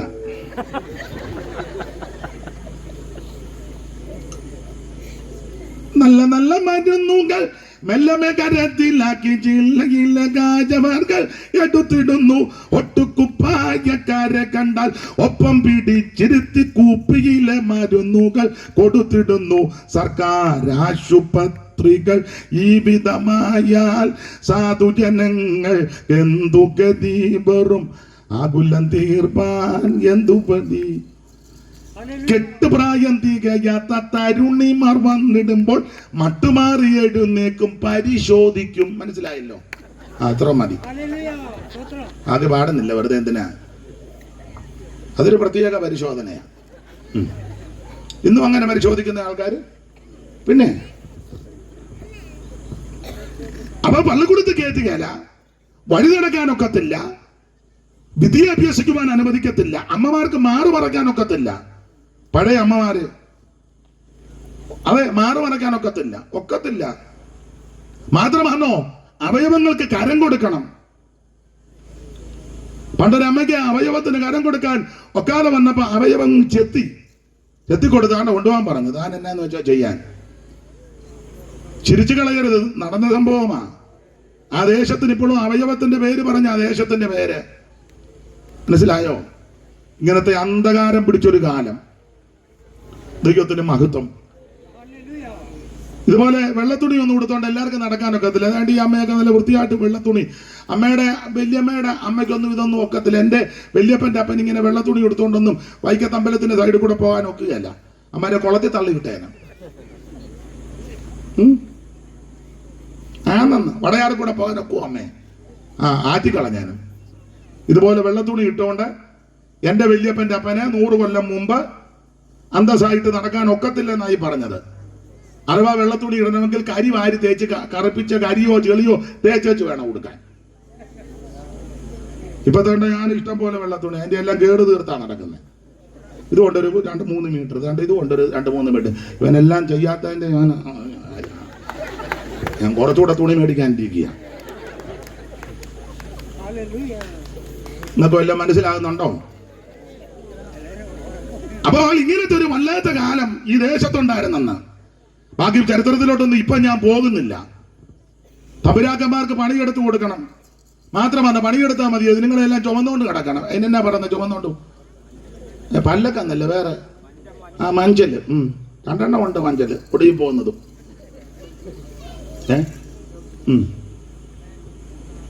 സ്തോത്രം. വല്ലാത്ത കാലമാണ്. പണ്ട് നാടുവാടി തമ്പുരാക്കൾക്കായി നമ്മൾ തണ്ടുവലിച്ചേ മണി മഞ്ചൻ ചുമന്തേ. പണ്ട് നാടുവാടി തമ്പുരാക്കൾക്കായി നമ്മൾ തണ്ടുവലിച്ചേ മണി മഞ്ചൻ ചുമന്തേ. പഴയ പാട്ടാ. അതിന് കൈയടിക്കുമെന്ന് വേണ്ട, വേറെ പാട്ടാ. എല്ലാത്തിനും കയറി അടിക്കണ്ട. താളമുള്ളതാ. ഇവരോട് അച്ഛാ പറഞ്ഞു. പെറ്റ മണ്ണിൽ പണിയെടുത്തു ചത്തൊടുങ്ങിയ തലമുറതൻ അസ്ഥികൾ തോറും പൂത്ത പൂക്കളല്ലോ നാ. പണ്ട് നാടുവാടി തമ്പുരാക്കൾക്കായി നമ്മ തണ്ടുവലിച്ച് മണി മഞ്ചൻ ചുമന്ന്. അതെല്ലാം അങ്ങ് തിന്നേച്ചിങ്ങനെ കിടക്ക. അതിനെ ചുമന്നുകൊണ്ട് പോവുക. മനസ്സിലായോ? ഇങ്ങനത്തെ വല്ലാത്തൊരു കാലം. കൂലി കൊടുക്കത്തില്ല, ചോദിച്ച് ചെല്ലാനൊക്കത്തില്ല, ഭക്ഷണം കൊടുക്കത്തില്ല. ഒറ്റവാക്കി പറഞ്ഞ ഭാഗമങ്ങ് വിടാൻ. ഇതിനെല്ലാം മാറ്റം വരുത്താൻ ഇടയായത് സുവിശേഷം വന്നതുകൊണ്ടാണ്. ചരിത്രം പഠിക്കുന്നവർക്കും എന്റെ ഭാഷ പറഞ്ഞ ഇതിനകത്ത് ആളതാമസം ഉള്ളവരോട് ചോദിച്ച കാര്യം പറഞ്ഞു തരും. ഇതിനെല്ലാം മുഖാന്തരം വന്നത് സുവിശേഷം വന്നതാ. സ്തോത്രം. അക്ഷരം പഠിപ്പിച്ചു. ഒരു സായിപ്പ് യാത്ര ചെയ്തു പോയപ്പോൾ കണ്ടത്തിൽ ഒരു കന്നിനെ മനുഷ്യനെയും കൂടെ വെച്ച് ഉഴുന്നു. ഒരു വശത്തെ കന്ന്, ഇപ്പറേ മനുഷ്യൻ. അന്നൊക്കെ സായിപ്പന്മാരുള്ള കാലമാണ്. സായിപ്പ് നോക്കിയപ്പോൾ മുഖത്തിന്റെ ഒരു വശത്ത് കാള, കന്ന്, അപ്പറേ മനുഷ്യൻ. വണ്ടി നിർത്താൻ പറഞ്ഞു. നടന്ന സംഭവമാണ്. വൃത്തി കൂടെയുള്ളവരോട് പറഞ്ഞു ആ മനുഷ്യനെ ഇഞ്ഞ് വിളിച്ചോണ്ട് വരാൻ. മുതലാളിയും മൂപ്പനും ഒക്കെ നിപ്പുണ്ട്. ഒന്നും മിണ്ടാനൊക്കത്തില്ല. സായിപ്പിന്റെ തോക്കുണ്ട്. ഇതിനെ അന്നേരം ഇവിടെ നിന്ന് ഇങ്ങനെ മുളവടി കറക്കിയാലൊന്നും തായ്പനിട്ട് കേൾക്കുകയല്ല. അതിനെ വിളിച്ചോണ്ട് വരാൻ പറഞ്ഞു. ആ സായിപ്പ് ഒരു മിഷനറി ആയിരുന്നു. അദ്ദേഹത്തിന് ഇത് കണ്ടപ്പോൾ മനസ്സിൽ ഉണ്ടായി. മാടോട് ചേർത്ത് മനുഷ്യനെ വെച്ച് കണ്ട ഒഴുക. ഇനി വിളിച്ചോണ്ട് വരാൻ പറഞ്ഞു. വിളിച്ചോണ്ട് വന്നു. സായിപ്പ് വണ്ടിയെ കയറ്റി അദ്ദേഹം താമസിക്കുന്ന വീട്ടിൽ കൊണ്ടുപോയി. ആദ്യം കുളിപ്പിച്ചു. പിന്നെ അവനെ ഭക്ഷണം കൊടുത്തു. 3 അവനെ അക്ഷരം പഠിപ്പിച്ചു. അക്ഷരം പഠിപ്പിച്ച് അക്ഷരം അറിയത്തില്ലല്ലോ. അതുകൊണ്ടല്ലയോ ആശാൻ പണ്ട് ഒരു വരി എഴുതി, അക്ഷരമെന്നതറിവില്ല ചാത്തന് യക്ഷിയും പേയും ഇവർക്ക് ദൈവം. അക്ഷരം അറിയാൻ മേലാത്തോണ്ടാ. അക്ഷരമെന്നതറിവില്ല ചാത്തന് യക്ഷിയും പേയും ഇവർക്ക് ദൈവം. എഴുത്തും വായന അറിയത്തില്ല, അതുകൊണ്ട് യക്ഷിയും പേയും എല്ലാം ദൈവമാണെന്നും പറഞ്ഞിരിക്കുകയാണ്. ഈ മനുഷ്യനെ അക്ഷരം പഠിപ്പിച്ചപ്പോൾ വിദ്യാഭ്യാസം ഉണ്ടായപ്പോൾ വായിക്കാൻ പഠിച്ചപ്പോൾ ഈ പുസ്തകവും വായിച്ചപ്പോൾ എഴുതിയിരിക്കുക ആദിയിൽ ദൈവം. അപ്പൊ ചാത്തന് പിടികിട്ടി, എടാ യക്ഷിയും പേയും ഒന്നും ദൈവമല്ല, ജീവനുള്ള ഒരു ദൈവമുണ്ട്. വിവരം ഉണ്ടാക്കുന്ന മാർഗമാ സുവിശേഷം. അന്തസ്സായിട്ട് ജീവിക്കാൻ പഠിക്കുന്നതും മാന്യമായിട്ട് സമൂഹത്തിൽ ഇടപെടാൻ, വിദ്യ അഭ്യസിക്കുവാൻ, നേരും ചൊവ്വനും വസ്ത്രം ധരിക്കാനൊക്കെ പഠിപ്പിച്ച മാർഗം സുവിശേഷമാണ്. സുവിശേഷം വന്നതുകൊണ്ടാണ്. അതുകൊണ്ട് ഇങ്ങനൊന്നും അല്ല അല്ലേലിയ പറയണ്ട. പിന്നെ ഈ രാത്രി ഇത്രയും ഒപ്പിച്ചല്ലോ, വലിയ കാര്യം. നിങ്ങളോടും കൂടെ ഇങ്ങനൊന്നും അല്ല പറയണ്ട. എന്നാലും വന്ന് ഇരിക്കുന്നല്ല മുണ്ടിയിരിക്കും പോലെ നമുക്കെല്ലാം നിരന്നിരിക്കാൻ ഒത്തല്ലോ. സുവിശേഷം വന്നതാ, ഇതിന്റെ എല്ലാം മാറ്റം വന്നതാ. സുവിശേഷത്തെ കൊണ്ട് മാത്രമേ ഇത് സാധിക്കൂ. മാന്യമായിട്ട് ജീവിക്കുവാൻ, രണ്ടക്ഷരം കൂട്ടി വായിക്കാനൊക്കെ ഞാൻ പറയാറുണ്ട്. ഞങ്ങളുടെ അമ്മമാരൊക്കെ പള്ളിക്കൂടത്തിൽ പോയ അമ്മ പോലും അല്ല മിക്കതും, എന്നാൽ ഇരുന്ന് പറയുക ഇംഗ്ലീഷ് ഗ്ലോറി കേക്ക. അത് എഴുതി ഇതാ അമ്മയെന്ന് പറഞ്ഞാൽ എനിക്കൊന്നും അറിയാൻ മേലെന്ന് പറയാം, എന്നാലും വെച്ച് കീച്ചുക ഗ്ലോറി. അന്നേരം അപ്പുറത്തിരിക്കുന്ന അമ്മ വിക്ടറി. രണ്ട് ഇംഗ്ലീഷും ഒക്കെ പറഞ്ഞത് ഈ സുവിശേഷം വന്നത് കൊണ്ടാണ്. മാന്യമായിട്ട് ജീവിക്കാൻ പഠിപ്പിച്ചത് ഈ സുവിശേഷം വന്നത് കൊണ്ടാണ്. അതുകൊണ്ട് പ്രിയരെ, എവിടെയും ഉയർത്താൻ പറ്റുന്നത് ആ സുവിശേഷം. ഇത് ചെന്നിടത്തെല്ലാം അനുഗ്രഹമാണ്. ഇത് ആമ ചെന്ന് കയറിയ വീടിന്റെ മുഖഛായ മാറിയിട്ടുണ്ട്. വ്യക്തികൾക്ക് വ്യത്യാസം വന്നിട്ടുണ്ട്. ഉണ്ട്. ഞങ്ങളുടെ ഒരു അച്ചായനുണ്ടായിരുന്ന കട്ടകുത്ത് എല്ലാവർക്കും മനസ്സിലായി കാണുമായിരിക്കും. കട്ടകുത്ത് വലിയ പാരയ്ക്ക് ചേടി എന്നല്ലേ അച്ചാ പറയുന്നത്. ചേടി പഴയ ഭാഷയാ. പുള്ളി രക്ഷിക്കപ്പെട്ട് ദൈവകൃപ വന്നപ്പോ പിന്നെ സുവിശേഷമൊക്കെ കട്ടകുത്തുന്നതിന്റെ വസ്ത്രധാരണം ഒന്നും ഞാൻ പറയണ്ട, എന്നെ കൊണ്ട് പറയിപ്പിക്കണോ? വേണ്ട, അതാ നല്ലത്. അമ്മയാ പറഞ്ഞത് തന്നെ, അമ്മയ്ക്കും ഒക്കെ ഇതായിരിക്കാം. പക്ഷേ ആ മനുഷ്യൻ രക്ഷിക്കപ്പെട്ട് ദൈവകൃപ വന്നു കഴിഞ്ഞപ്പോൾ മട്ടങ്ങ് മാറി. അവിടെ പിന്നെ ഞാൻ കണ്ടപ്പോ പാൻറ്റും ഒക്കെ ടീൻ ചെയ്തതല്ലേ. അപ്പൊ ഞാൻ പറഞ്ഞ പഴയ ഫോട്ടോ ഇത് ഒന്നിച്ച് വെക്കുന്ന നല്ലതാ. പണ്ട് വള്ളത്തെ കട്ട കുത്തി അങ്ങോട്ട് ഇട്ടപ്പം നിന്ന ഫോട്ടോയും നിങ്ങൾക്ക് വല്ല മനസ്സിലാകുന്നുണ്ടോ? എന്തിനാ ഞാൻ അധികം പറയുന്നേ? നിനക്ക് വീറും വൃത്തിയായിട്ട് ജീവിക്കാനും നടക്കാനും മാന്യമായിട്ട് ഇടപെടാനൊക്കെ പഠിപ്പിച്ച മാർഗമാ സുവിശേഷം. രണ്ടക്ഷരം കൂട്ടി വായിപ്പാൻ ഇടയായത് സുവിശേഷം വന്നതുകൊണ്ടാണ്. അന്തസ്സായിട്ട് ജീവിക്കുവാൻ ഇടയാക്കിയത് സുവിശേഷം വന്നതുകൊണ്ടാണ്. എവിടെ ഉയർത്തുവാൻ പറ്റുന്ന മാർഗമാണ് സുവിശേഷം.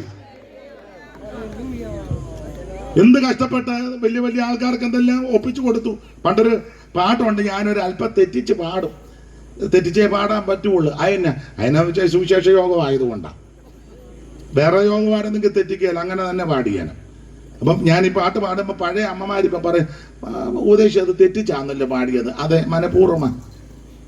അറിയാവുന്ന നിങ്ങൾക്ക് ചിലപ്പോൾ അറിയാം. അത് കേശവശാസ്ത്രി എഴുതിയ ഒരു 7 സർഗമുണ്ട്. അതിലൊരു സർഗത്തിനകത്ത് ഒരു വരിയുണ്ട്, എൻ്റെ വല്യമ്മച്ചി പാടി കേട്ടിട്ടുള്ളതാണ്. ഞാനൊരല്പം വ്യത്യാസപ്പെടുത്തി പാടുന്നത് കേട്ടോ. സാധുവർഗത്തിന്റെ രക്തം വാട്ടിപ്പിഴിഞ്ഞതല്ലയോ, സാധുവർഗത്തിന്റെ രക്തം വാട്ടിപ്പിഴിഞ്ഞതല്ലയോ, സൗദങ്ങളും മാളികയും സമ്പത്തുമല്ല. അമ്മയ്ക്കറിയാവുന്നുണ്ട്, അറിയാവുന്നേ. ഞാൻ ഇച്ചിരി വ്യത്യാസപ്പെടുത്തിയല്ലേ പാടിയേ. അങ്ങനെ അമ്മയും പാടിയാ മതി. ഇന്ന് യോഗം കഴിഞ്ഞ് നമുക്ക് പിന്നെ അങ്ങോട്ട് മാറുമെന്ന് എന്റെ ക്ലിയർ ആയിട്ട് പാടാം. കയറി അതിലൊരു വരിയുണ്ട്, എന്താണ് BA-കാരാ ഇംഗ്ലീഷ് വിദ്യാഭ്യാസം കൊണ്ടോ ജാതി മഹത്വം തൃണം പോൽ കരുതുന്നു നീ, അമ്പലങ്ങാട്ടങ്കനയെ നിനക്കു പത്നിയായി വേണോ, തൂപാകിളച്ചു നടക്കും തെണ്ടി പരീക്ഷ. പുള്ളി ആക്ഷേപിച്ചപ്പം പുള്ളി പറഞ്ഞ വരികളാ മറുപടി.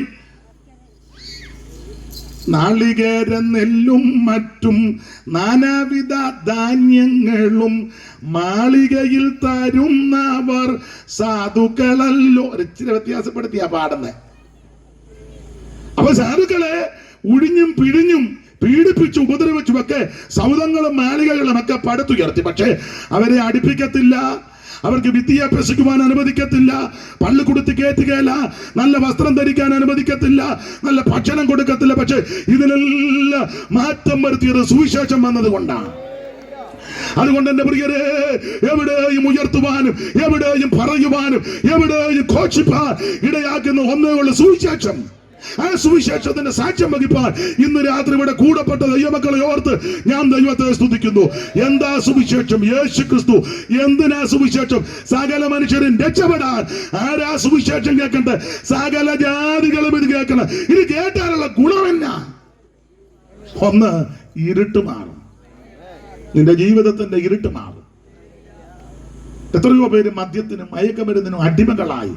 നാട്ടുകാർക്കും വീട്ടുകാർക്കും ദേശക്കാർക്കും സ്വൈര്യം കെടുത്തി. അയ്യോ, എത്ര പേര് പരാകുന്ന. ചിലരെ ഈയിടെ ഒരുത്തനെ പരാകുന്ന കണ്ടു. സ്വന്തം ഭാര്യ പിഞ്ഞു പോവുകയുള്ളന്ന്. സ്വന്തം ഭാര്യ അവളെ തല്ലിയച്ച് കുടിച്ച് 4 കാലം വന്നേച്ച് അവളെ ഇടിച്ചേച്ച് പോവാ. പിന്നെ അവൾ എന്നെ എടുക്കാനാ? തള്ളക്കിട്ട് ഒരിടി, പെറ്റ തള്ളക്കിട്ട് വെളിവില്ലല്ലോ. അന്നേരം തള്ള പാറ കാലാ നിന്നെ വെള്ളിടി വെട്ടി നീ പോവുകയുള്ളന്ന്. വെള്ളിടി എന്തോ ഇടി അമ്മേ അത്? വെള്ളിടി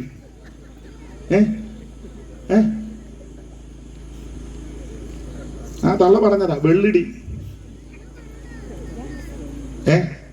വെള്ളി കൊണ്ടുള്ള ഇടിയായിരിക്കും. ആയിക്കോട്ടെ. അപ്പൊ നാട്ടുകാർക്കും വീട്ടുകാർക്കും ഒക്കെ സ്വൈര്യം കെടുത്തുന്നവരുണ്ട്. മദ്യത്തിനും മയക്കുമരുന്നിനും അടിമപ്പെട്ട് ജീവിതം തകർന്നു പോയ വ്യക്തികൾ. പക്ഷേ ഈ സുവിശേഷം ചെന്ന് അങ്ങനെയുള്ള ലഹരി പദാർത്ഥങ്ങൾക്കും മദ്യത്തിനും അടിമപ്പെട്ടവരുടെ അടുക്ക ചെന്ന് ഈ സത്യ സുവിശേഷം പറഞ്ഞപ്പോൾ അവർ അത് കേട്ട് വിശ്വസിച്ച് മാനസാന്തരപ്പെട്ട് മദ്യപാനം നിർത്തി അവരുടെ ജീവിതം വെളിച്ചമായി. മനുഷ്യന്റെ ഇരുട്ട് മാറ്റുന്ന മാർഗമാ സുവിശേഷം. പോലീസിന്റെ ലാത്തിക്കോ തത്വ സംഹിതകൾക്കോ പ്രത്യേക ശാസ്ത്രങ്ങൾ കൊണ്ട് പരിഹരിക്കാൻ പറ്റാത്തൊരു സുവിശേഷത്താൽ പരിഹരിക്കും. അനുഭവിക്കുന്നവർ ഇന്ന് രാത്രി ഇവിടെ ഇരിപ്പുണ്ട്. അനുഭവിച്ചവരെ ഓർത്ത് ദൈവത്തെ സ്തുതിക്കുക. എവിടെയും ഉയർത്തുവാൻ, എവിടെയും പറയുവാൻ, എവിടെയും ഘോഷിപ്പാൻ പറ്റുന്ന ഒരേ ഒരു മാർഗം അത് സത്യസുവിശേഷം. സ്തോത്രം. എന്തുവാ ഈ സമയം? നിർത്താറായെങ്കിൽ പറയണം. എത്രയാ? 9:30യോ? എപ്പം നിർത്തണം? ഇപ്പം നിർത്തണോ അതോ ഇനിയും പോണോ? എങ്ങനെ വേണ്ടില്ല. അച്ഛനാകാനും പെണ്ണ് കെട്ടാനും തയ്യാറാ? 9:30? നിർത്തിയേക്കാം. മതി. ഗുണമാകാനാണ് ഇതൊക്കെ മതി.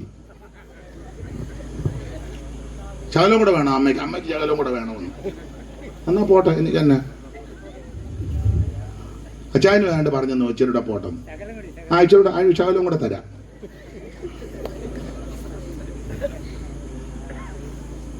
എന്റെ പ്രിയരെ, ഇന്ന് രാത്രി ഓർപ്പിക്കട്ടെ, ഈ സുവിശേഷം ജീവിതത്തിന്റെ ഇരുട്ട് മാറ്റും. മദ്യപിച്ച് ലെക്ക് കെട്ട് നടക്കുക ആർക്കും ഒരു പ്രശ്നവും ഇല്ല. ആർക്കും പ്രശ്നമില്ല. ആർക്കും പ്രശ്നമില്ല. ചുണയുണ്ടോടാ നിൽക്കാൻ മേലെ നേരെ. പണ്ടൊരുത്തം കുടിച്ചു വന്ന് പറഞ്ഞു, ഒരു ടൗണിൽ വന്നേച്ച് പറഞ്ഞു, ഞാൻ ഈ കടക്കാരും ഒക്കെ ഒത്തിരി ഉണ്ട്. അവനെ വലിയ രസികനുമാണ്. അവൻ പറഞ്ഞു, ഞാൻ ഒറ്റ തെണ്ടിക്കും 1 രൂപ കൊടുക്കാനില്ലെന്ന്. ഒരു തെണ്ടിക്കും ഞാൻ 1 രൂപ.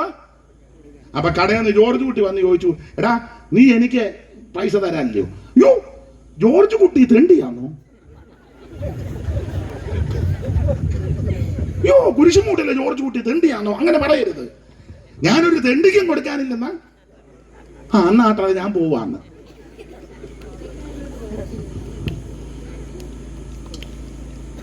ഒരു കാര്യം പറയാം, അങ്ങനെയൊക്കെ ലെക്ക് കേട്ട് മദ്യപിച്ചും ബോധം പോയി നടന്ന് ജീവിച്ച ഒത്തിരി പേര് അവര് സുവിശേഷം കേട്ടു, അവിടെ ജീവിതത്തിന്റെ ഇരുട്ട് മാറി. എന്റെ സ്നേഹിത സുഹൃത്തെ, മദ്യവും ആ മയക്കുമരുന്ന് വന്ന് നിനക്ക് സ്വസ്ഥത തരികയല്ല. അങ്ങനല്ലേ പുസ്തകത്തിൽ വയ്ക്കുക. ആർക്ക് കഷ്ടം, ആർക്ക് ആവലാതി. വായിച്ച 29-ാം വാക്യം സദൃശവാക്യത്തിലില്ലയോ? പെട്ടെന്ന് വായിച്ച് 29 മുതല എടുത്തോ. വായിര്.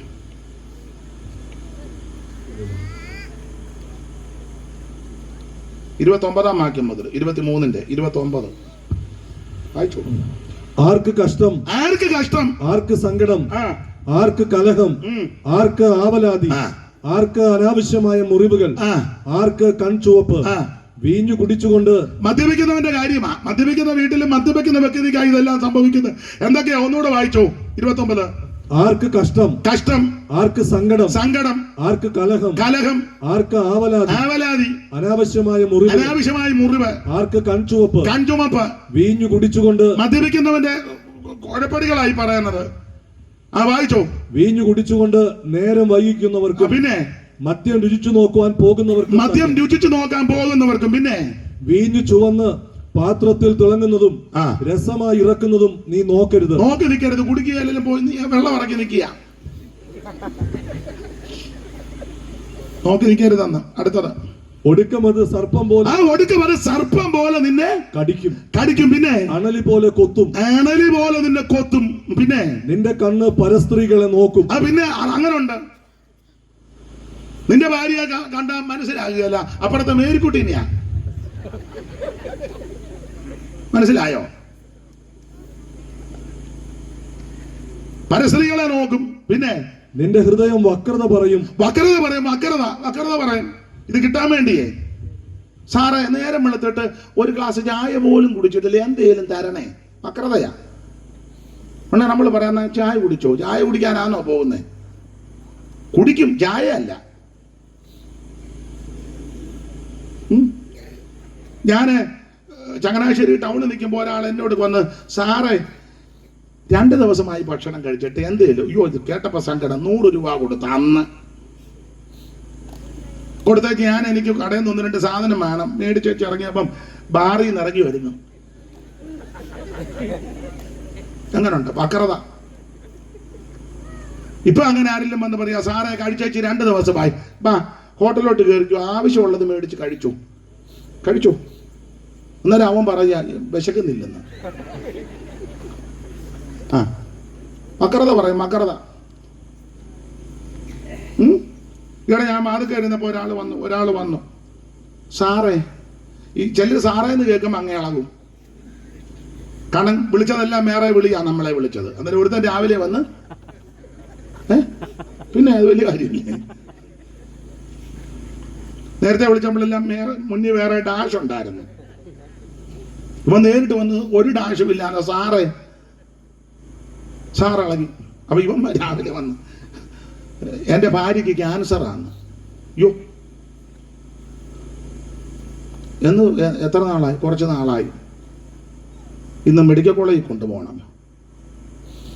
ഞാൻ അന്നേരം എൻ്റെ പരമാർത്ഥതയ്ക്ക് ഇച്ചിരി പൈസ കൊടുത്തു. ആശുപത്രി പോകേണ്ടതല്ലേ, 3000 രൂപ കൊടുത്തു. ക്യാൻസർ വന്നല്ലോ. എൻ്റെ കയ്യിൽ അന്നേരം ഉള്ളത് കൊണ്ട് കൊടുത്തു. തലേ ദിവസം കൺവെൻഷന് പോയി ദൈവമക്കൾ തന്നതിൻ്റെ ഒരു വിഹിതമാണ് കൊടുത്തു. ഒരു സ്ത്രീക്ക് ക്യാൻസർ, ഭർത്താവാ വന്നേക്കുന്നത്, രാവിലെ വന്നേക്കുക, കൊടുത്തു. ഇവൻ അങ്ങോട്ട് ഇറങ്ങിയപ്പം വേറൊരാൾ വന്നു. അപ്പം പുള്ളി എന്നോട് ചോദിച്ചു, അവനെ അറിയാമോ? ഞാൻ പറഞ്ഞില്ല. ഭാര്യയ്ക്ക് ക്യാൻസറാ, മെഡിക്കൽ. അയ്യോ അവൻ കള്ളനാ, അവൻ്റെ ഭാര്യയ്ക്ക് ഒരു കുഴപ്പവുമില്ല, 2 പിള്ളേർക്ക് ജോലിയുള്ളത്, ഇവനിങ്ങനെ വീട് മുഴുവൻ തീണ്ടി നടന്നു കുടിക്കാനാണ്. ഞാൻ പറഞ്ഞു കുഴപ്പമില്ല, ഇനിയും വരട്ടെ. ഒരാഴ്ച കഴിഞ്ഞപ്പം വീണ്ടും വന്നു, സാറേ. ഞാൻ ചോദിച്ചു എങ്ങനുണ്ട്? സീരിയസാ. ഞാൻ പറഞ്ഞൊരു കാര്യം ചെയ്യാം, വണ്ടിയിലോട്ട് കയറി, ഞാനിവിടെ വന്നൊന്ന് പ്രാർത്ഥിക്കാം. ഞാനിവിടെ അങ്ങോട്ട് വന്ന് വീട്ടിലോട്ട് വരാൻ. ഉടനെ പറഞ്ഞു ഇപ്പൊ അവൾ അവിടെ ഇല്ലെന്ന്. ഞാൻ ചോദിച്ചു സീരിയസ് ആയി? അല്ല ഇപ്പൊ ഇല്ല. ഞാൻ ചോദിച്ചു എങ്ങോട്ട് പോയി? അവളെയും കൊണ്ട് വേറെ സ്ഥലത്തോട്ട് പോയി. ഞാൻ ചോദിച്ചു എവിടോട്ട്? അമ്മക്ക് അവിടോട്ട് പോകാം, വണ്ടിയിലോട്ട് കയറിക്കും. ഞാനും വിട്ടില്ല. എങ്ങനുണ്ട്? വക്രത പറയും, വക്രത. വക്രത പറയും. അടുത്തത്, നീ നടുക്കടലിൽ ശയിക്കുന്നവനെ പോലെയും പാമരത്തിന്റെ മുകളിൽ ഉറങ്ങുന്നവനെ പോലെയും അങ്ങനെ ആയിരിക്കും. അടുത്തത്, അവർ എന്നെ അടിച്ചു, എനിക്ക് നൊന്തില്ല. ഒന്നും നൊന്തില്ല. ചുമ്മാ കിടന്ന് തല്ലി മേടിക്കുക. അടിച്ചു, നൊന്തില്ല. അടുത്തത്, അവർ എന്നെ തല്ലി. ഭാര്യ തുടുപ്പിനെ അടിച്ചത്, കപ്പ ഇളക്കുന്ന തുടുപ്പിന് അവൻ അറിഞ്ഞൊന്നുമില്ല. പിന്നെ അവർ എന്നെ തല്ലി, ഞാൻ അറിഞ്ഞതുമില്ല. അത് പറഞ്ഞില്ല. ഞാൻ എപ്പോൾ ഉണരും? ഞാൻ ഇനിയും അത് തന്നെ തേടും എന്ന് നീ പറയും. രാവിലെ പിന്നെ അത് തന്നെ തേടുവന്ന് പട്ടി പുതപ്പ് മേടിക്കും പോലെ. തണുപ്പടിക്കുമ്പോൾ എല്ലാം കൂടെ ചുണ്ടി നാളെ എന്തായാലും പുതപ്പ് മേടിക്കും. നേരം വെളുത്തപ്പോൾ സൂര്യൻ വെച്ച് കുടഞ്ഞയച്ച് പുള്ളി പുതപ്പിൻ്റെ കാര്യം മറന്നു. ഇത് തന്നെ ചെല്ലട്ടെ. ഇന്ന് രാത്രി നിന്റെ ജീവിതം യേശുവിനായി സമർപ്പിക്കണം. മദ്യം, മദിരാശി, ലഹരി പദാർത്ഥം, ലോകത്തിന്റെ ഇമ്പങ്ങൾ നിനക്ക് സ്വസ്ഥത തരത്തില്ല. ഇന്ന് രാത്രി നിനക്ക് രക്ഷയും സമാധാനവും സ്വസ്ഥതയും വേണമെങ്കിൽ യേശു ക്രിസ്തുവിനെ രക്ഷിതാവായി സ്വീകരിക്കണം. കാരണം ക്രിസ്തു നമ്മുടെ സമാധാനമാണ്. ജീവിതത്തിന്റെ ഇരുട്ട് മാറ്റുന്ന മാർഗമാണ് സുവിശേഷം. എത്രയെത്ര വ്യക്തികളുടെ, എത്രയെത്ര കുടുംബങ്ങളുടെ, എത്രയെത്ര ദേശത്തിന്റെ, ഏതെല്ലാം രാജ്യങ്ങളുടെ ഇരുട്ട് മാറ്റുന്ന മാർഗമാണ് സുവിശേഷം. ആ സുവിശേഷമായി ഇന്ന് രാത്രി ഇവിടെ ഉയരുന്നത്. ആ സുവിശേഷത്തിന്റെ സാക്ഷ്യം വഹിപ്പാൻ, ചുമൽ കൊടുക്കുവാൻ ആരെങ്കിലും ഉണ്ടെങ്കിൽ അവർക്കും അവരുടെ കുടുംബത്തിനും അനുഗ്രഹമാ.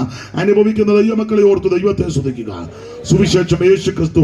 സമയം പോയതുകൊണ്ട് ഞാൻ ഇന്നങ്ങ് നിർത്തുക. എങ്കിലും ഇത്രയും നേരം നിങ്ങൾ എന്നെ കേട്ടിരുന്നല്ലോ. മറ്റൊരുത്തനും രക്ഷയില്ല, യേശു ക്രിസ്തു മാത്രം രക്ഷകൻ. യേശു ക്രിസ്തു ഒരു വിഭാഗത്തിന്റെ, മതത്തിന്റെ ആളല്ല, അവിടുന്ന് മുഴു ലോകത്തിന്റെയും ദൈവമാണ്. ഏത് വ്യക്തിക്കും യേശുവിനെ രക്ഷിതാവായി സ്വീകരിക്കാം. കർത്താവിന് ഹൃദയം കൊടുക്കാം. 5 പൈസ കൊടുക്കണ്ട, അര കാശ് കൊടുക്കണ്ട, അര മൈൽ നടക്കണ്ട, ഭൗതിക വസ്തുക്കൾ ഒന്നും കൊടുക്കണ്ട. ഹൃദയം കർത്താവിന് കൊടുക്ക്. ഒറ്റ വാക്ക് പ്രാർത്ഥിക്ക്. യേശുവേ എന്നെ രക്ഷിക്കണം, യേശുവേ എന്റെ ഉള്ളത്തിലേക്ക് വരണം, യേശുവേ എന്നെ ഉപേക്ഷിക്കരുത്. ആര് പ്രാർത്ഥിക്കും അവരെ ഇന്ന് രാത്രി യേശു രക്ഷിക്കും. ഒരു കാര്യോട് പറഞ്ഞങ്ങ് നിർത്താം. ഏത് സമയത്തും മരണം നമ്മെ പിടികൂടാം. മരണത്തിന്റെ തണുത്തകരം വന്ന് തപ്പുന്നതിന് മുമ്പ് യേശുവിനെ രക്ഷിതാവായി സ്വീകരിക്കണം. എല്ലാ മനുഷ്യരും മരിക്കും. ഇവിടെ ഇരിക്കുന്ന എല്ലാവരും മരിക്കും. സ്റ്റേജിൽ ഇരിക്കുന്നവരും മരിക്കും. നമ്മുടെ ഇരിപ്പും പാവോ നോട്ടമൊക്കെ കണ്ടാൽ മരിക്കുകയാലെന്ന് പറഞ്ഞാൽ പോകും. സംസാരമൊക്കെ കേട്ടെ മരിക്കുകയാലെന്നുള്ളതാ. എല്ലാം മരിക്കും. ഞാനിവിടെ വന്നപ്പോൾ നോക്കി, പലതിനെയും നോക്കി, പലതും പരിവക്കേടാ. ഇരിപ്പ് കാണുമ്പോൾ അറിയാം പരിവക്കേടായി. മരിക്കും. പക്ഷെ ഒരു കാര്യം പറയാ, മരിക്കുന്നതിന് മുമ്പ് യേശുവിനെ രക്ഷിതാവായി സ്വീകരിക്കണം. മരണം ഒരു ദിവസം വന്ന് പിടികൂടും. മരണത്തിന്റെ തണുത്തകരം വന്ന് തപ്പും.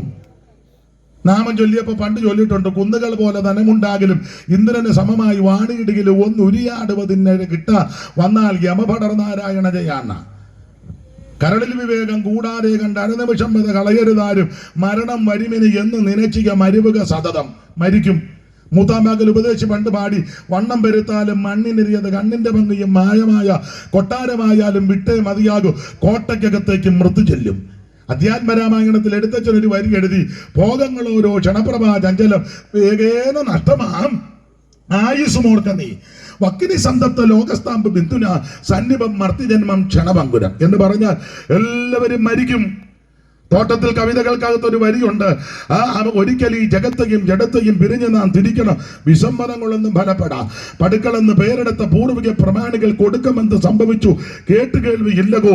സമർത്ഥനായ സീസറും പ്രശസ്തനായ ഹോമറും സമത്വമറ്റ സോളമൻ തുടങ്ങിയുള്ള വിജ്ഞർ എല്ലാവരും മരണം വെടിയായി പോയി. ഇന്ന് രാത്രി എന്നെ കേൾക്കുന്ന ബഹുഭാഗ്യരെ, മരണത്തിന്റെ തണുത്ത കരം തപ്പുന്നതിന് മുമ്പ്, തലോടുന്നതിന് മുമ്പ് യേശുവിനെ രക്ഷിതാവായി സ്വീകരിക്കണം. മറ്റൊരു തൊഴിലും രക്ഷയില്ല.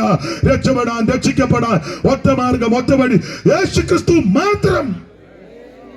ആ ക്രിസ്തുവിനെ രക്ഷിതാവായി സ്വീകരിച്ച് ഈ സുവിശേഷം തന്നെ സാക്ഷ്യം വഹിപ്പാൻ എന്നെ കേൾക്കുന്ന ഏവർക്കും ദൈവം കൃപ നൽകട്ടെ എന്ന് ഓർപ്പിച്ചും ആശീർവദിച്ചും എന്നെ ഈ ശുശ്രൂഷയ്ക്ക് ക്ഷണിച്ച കർത്തദാസനും സമയമനുസരിച്ച് ചുമതലപ്പെട്ടവർക്കും ഇതുവരെ ഇവിടെയും സമീപ സ്ഥലത്തും ഒക്കെ ഇരുന്ന് എന്നെ കേട്ട ബഹുമാന്യരായ എല്ലാ ശ്രോതാക്കളോടും എല്ലാ ഭവനത്തോടും എല്ലാ പ്രിയപ്പെട്ടവരോടും നന്ദി ചൊല്ലി എൻ്റെ വാക്കിൽ നിന്ന് വിരമിക്കുന്നു. ദൈവം നിങ്ങളെല്ലാവരെയും അനുഗ്രഹിക്കുമാറാകട്ടെ. കരമുയർത്തി ദൈവത്തെ മഹത്വപ്പെടുത്താം. എല്ലാവർക്കും ഒന്ന് എഴുന്നേറ്റ് നിൽക്കാം. ഒരു നിമിഷം ഒന്ന് എഴുന്നേറ്റ് നിന്നാട്ടെ. ഒരു നിമിഷം. ഇതുവരെ ഇരിക്കുകയായിരുന്നല്ലോ. അമ്മേ, ആവതുണ്ടേലേ എഴുന്നേക്കാവുള്ളൂ. പെട്ടെന്ന് എഴുന്നേറ്റ് തല ചുറ്റി വീടരുത്, ഇരുന്നാ മതി വയ്യാത്തവര്. ഒരു നിമിഷം എഴുന്നേറ്റ് ഒക്കുന്നെങ്കിൽ ആ കരങ്ങളൊന്ന് വീശി ഉയർത്തി ദൈവത്തെ ഒന്ന് മഹത്വപ്പെടുത്ത്. ഇന്നും എന്നേക്കും വേർപിരിയാതെ ക്രിസ്തുവിൻ കൂടെ പാർക്കും നമ്മളെല്ലാം. ഇന്നും എന്നേക്കും വേർപിരിയാതെ ക്രിസ്തുവിൻ കൂടെ പാർക്കും നമ്മളെല്ലാം. ജനമേ, യഹോവ നിങ്ങളെ അനുഗ്രഹിച്ച് കാക്കുമാറാകട്ടെ. യഹോവ തിരുമുഖം നിങ്ങളുടെ മേൽ പ്രയോട് കൃപയുള്ളവനാകട്ടെ. യഹോവ തിരുമുഖം നിങ്ങളുടെ മേൽ ഉയർത്തി നിങ്ങൾക്ക് സമാധാനം നൽകുമാറാകട്ടെ. കരമുയർത്തി ഹല്ലേലൂയ പാടാം. എല്ലാവർക്കും ഇരിക്കാം. സമയം പോയത് കൊണ്ട് പാട്ട് ഒന്നും പാടാത്ത സമയം ഇപ്പൊ അത് ഈ പ്രാർത്ഥിച്ച് നിർത്തിയാട്ട് ദൈവത്തിന്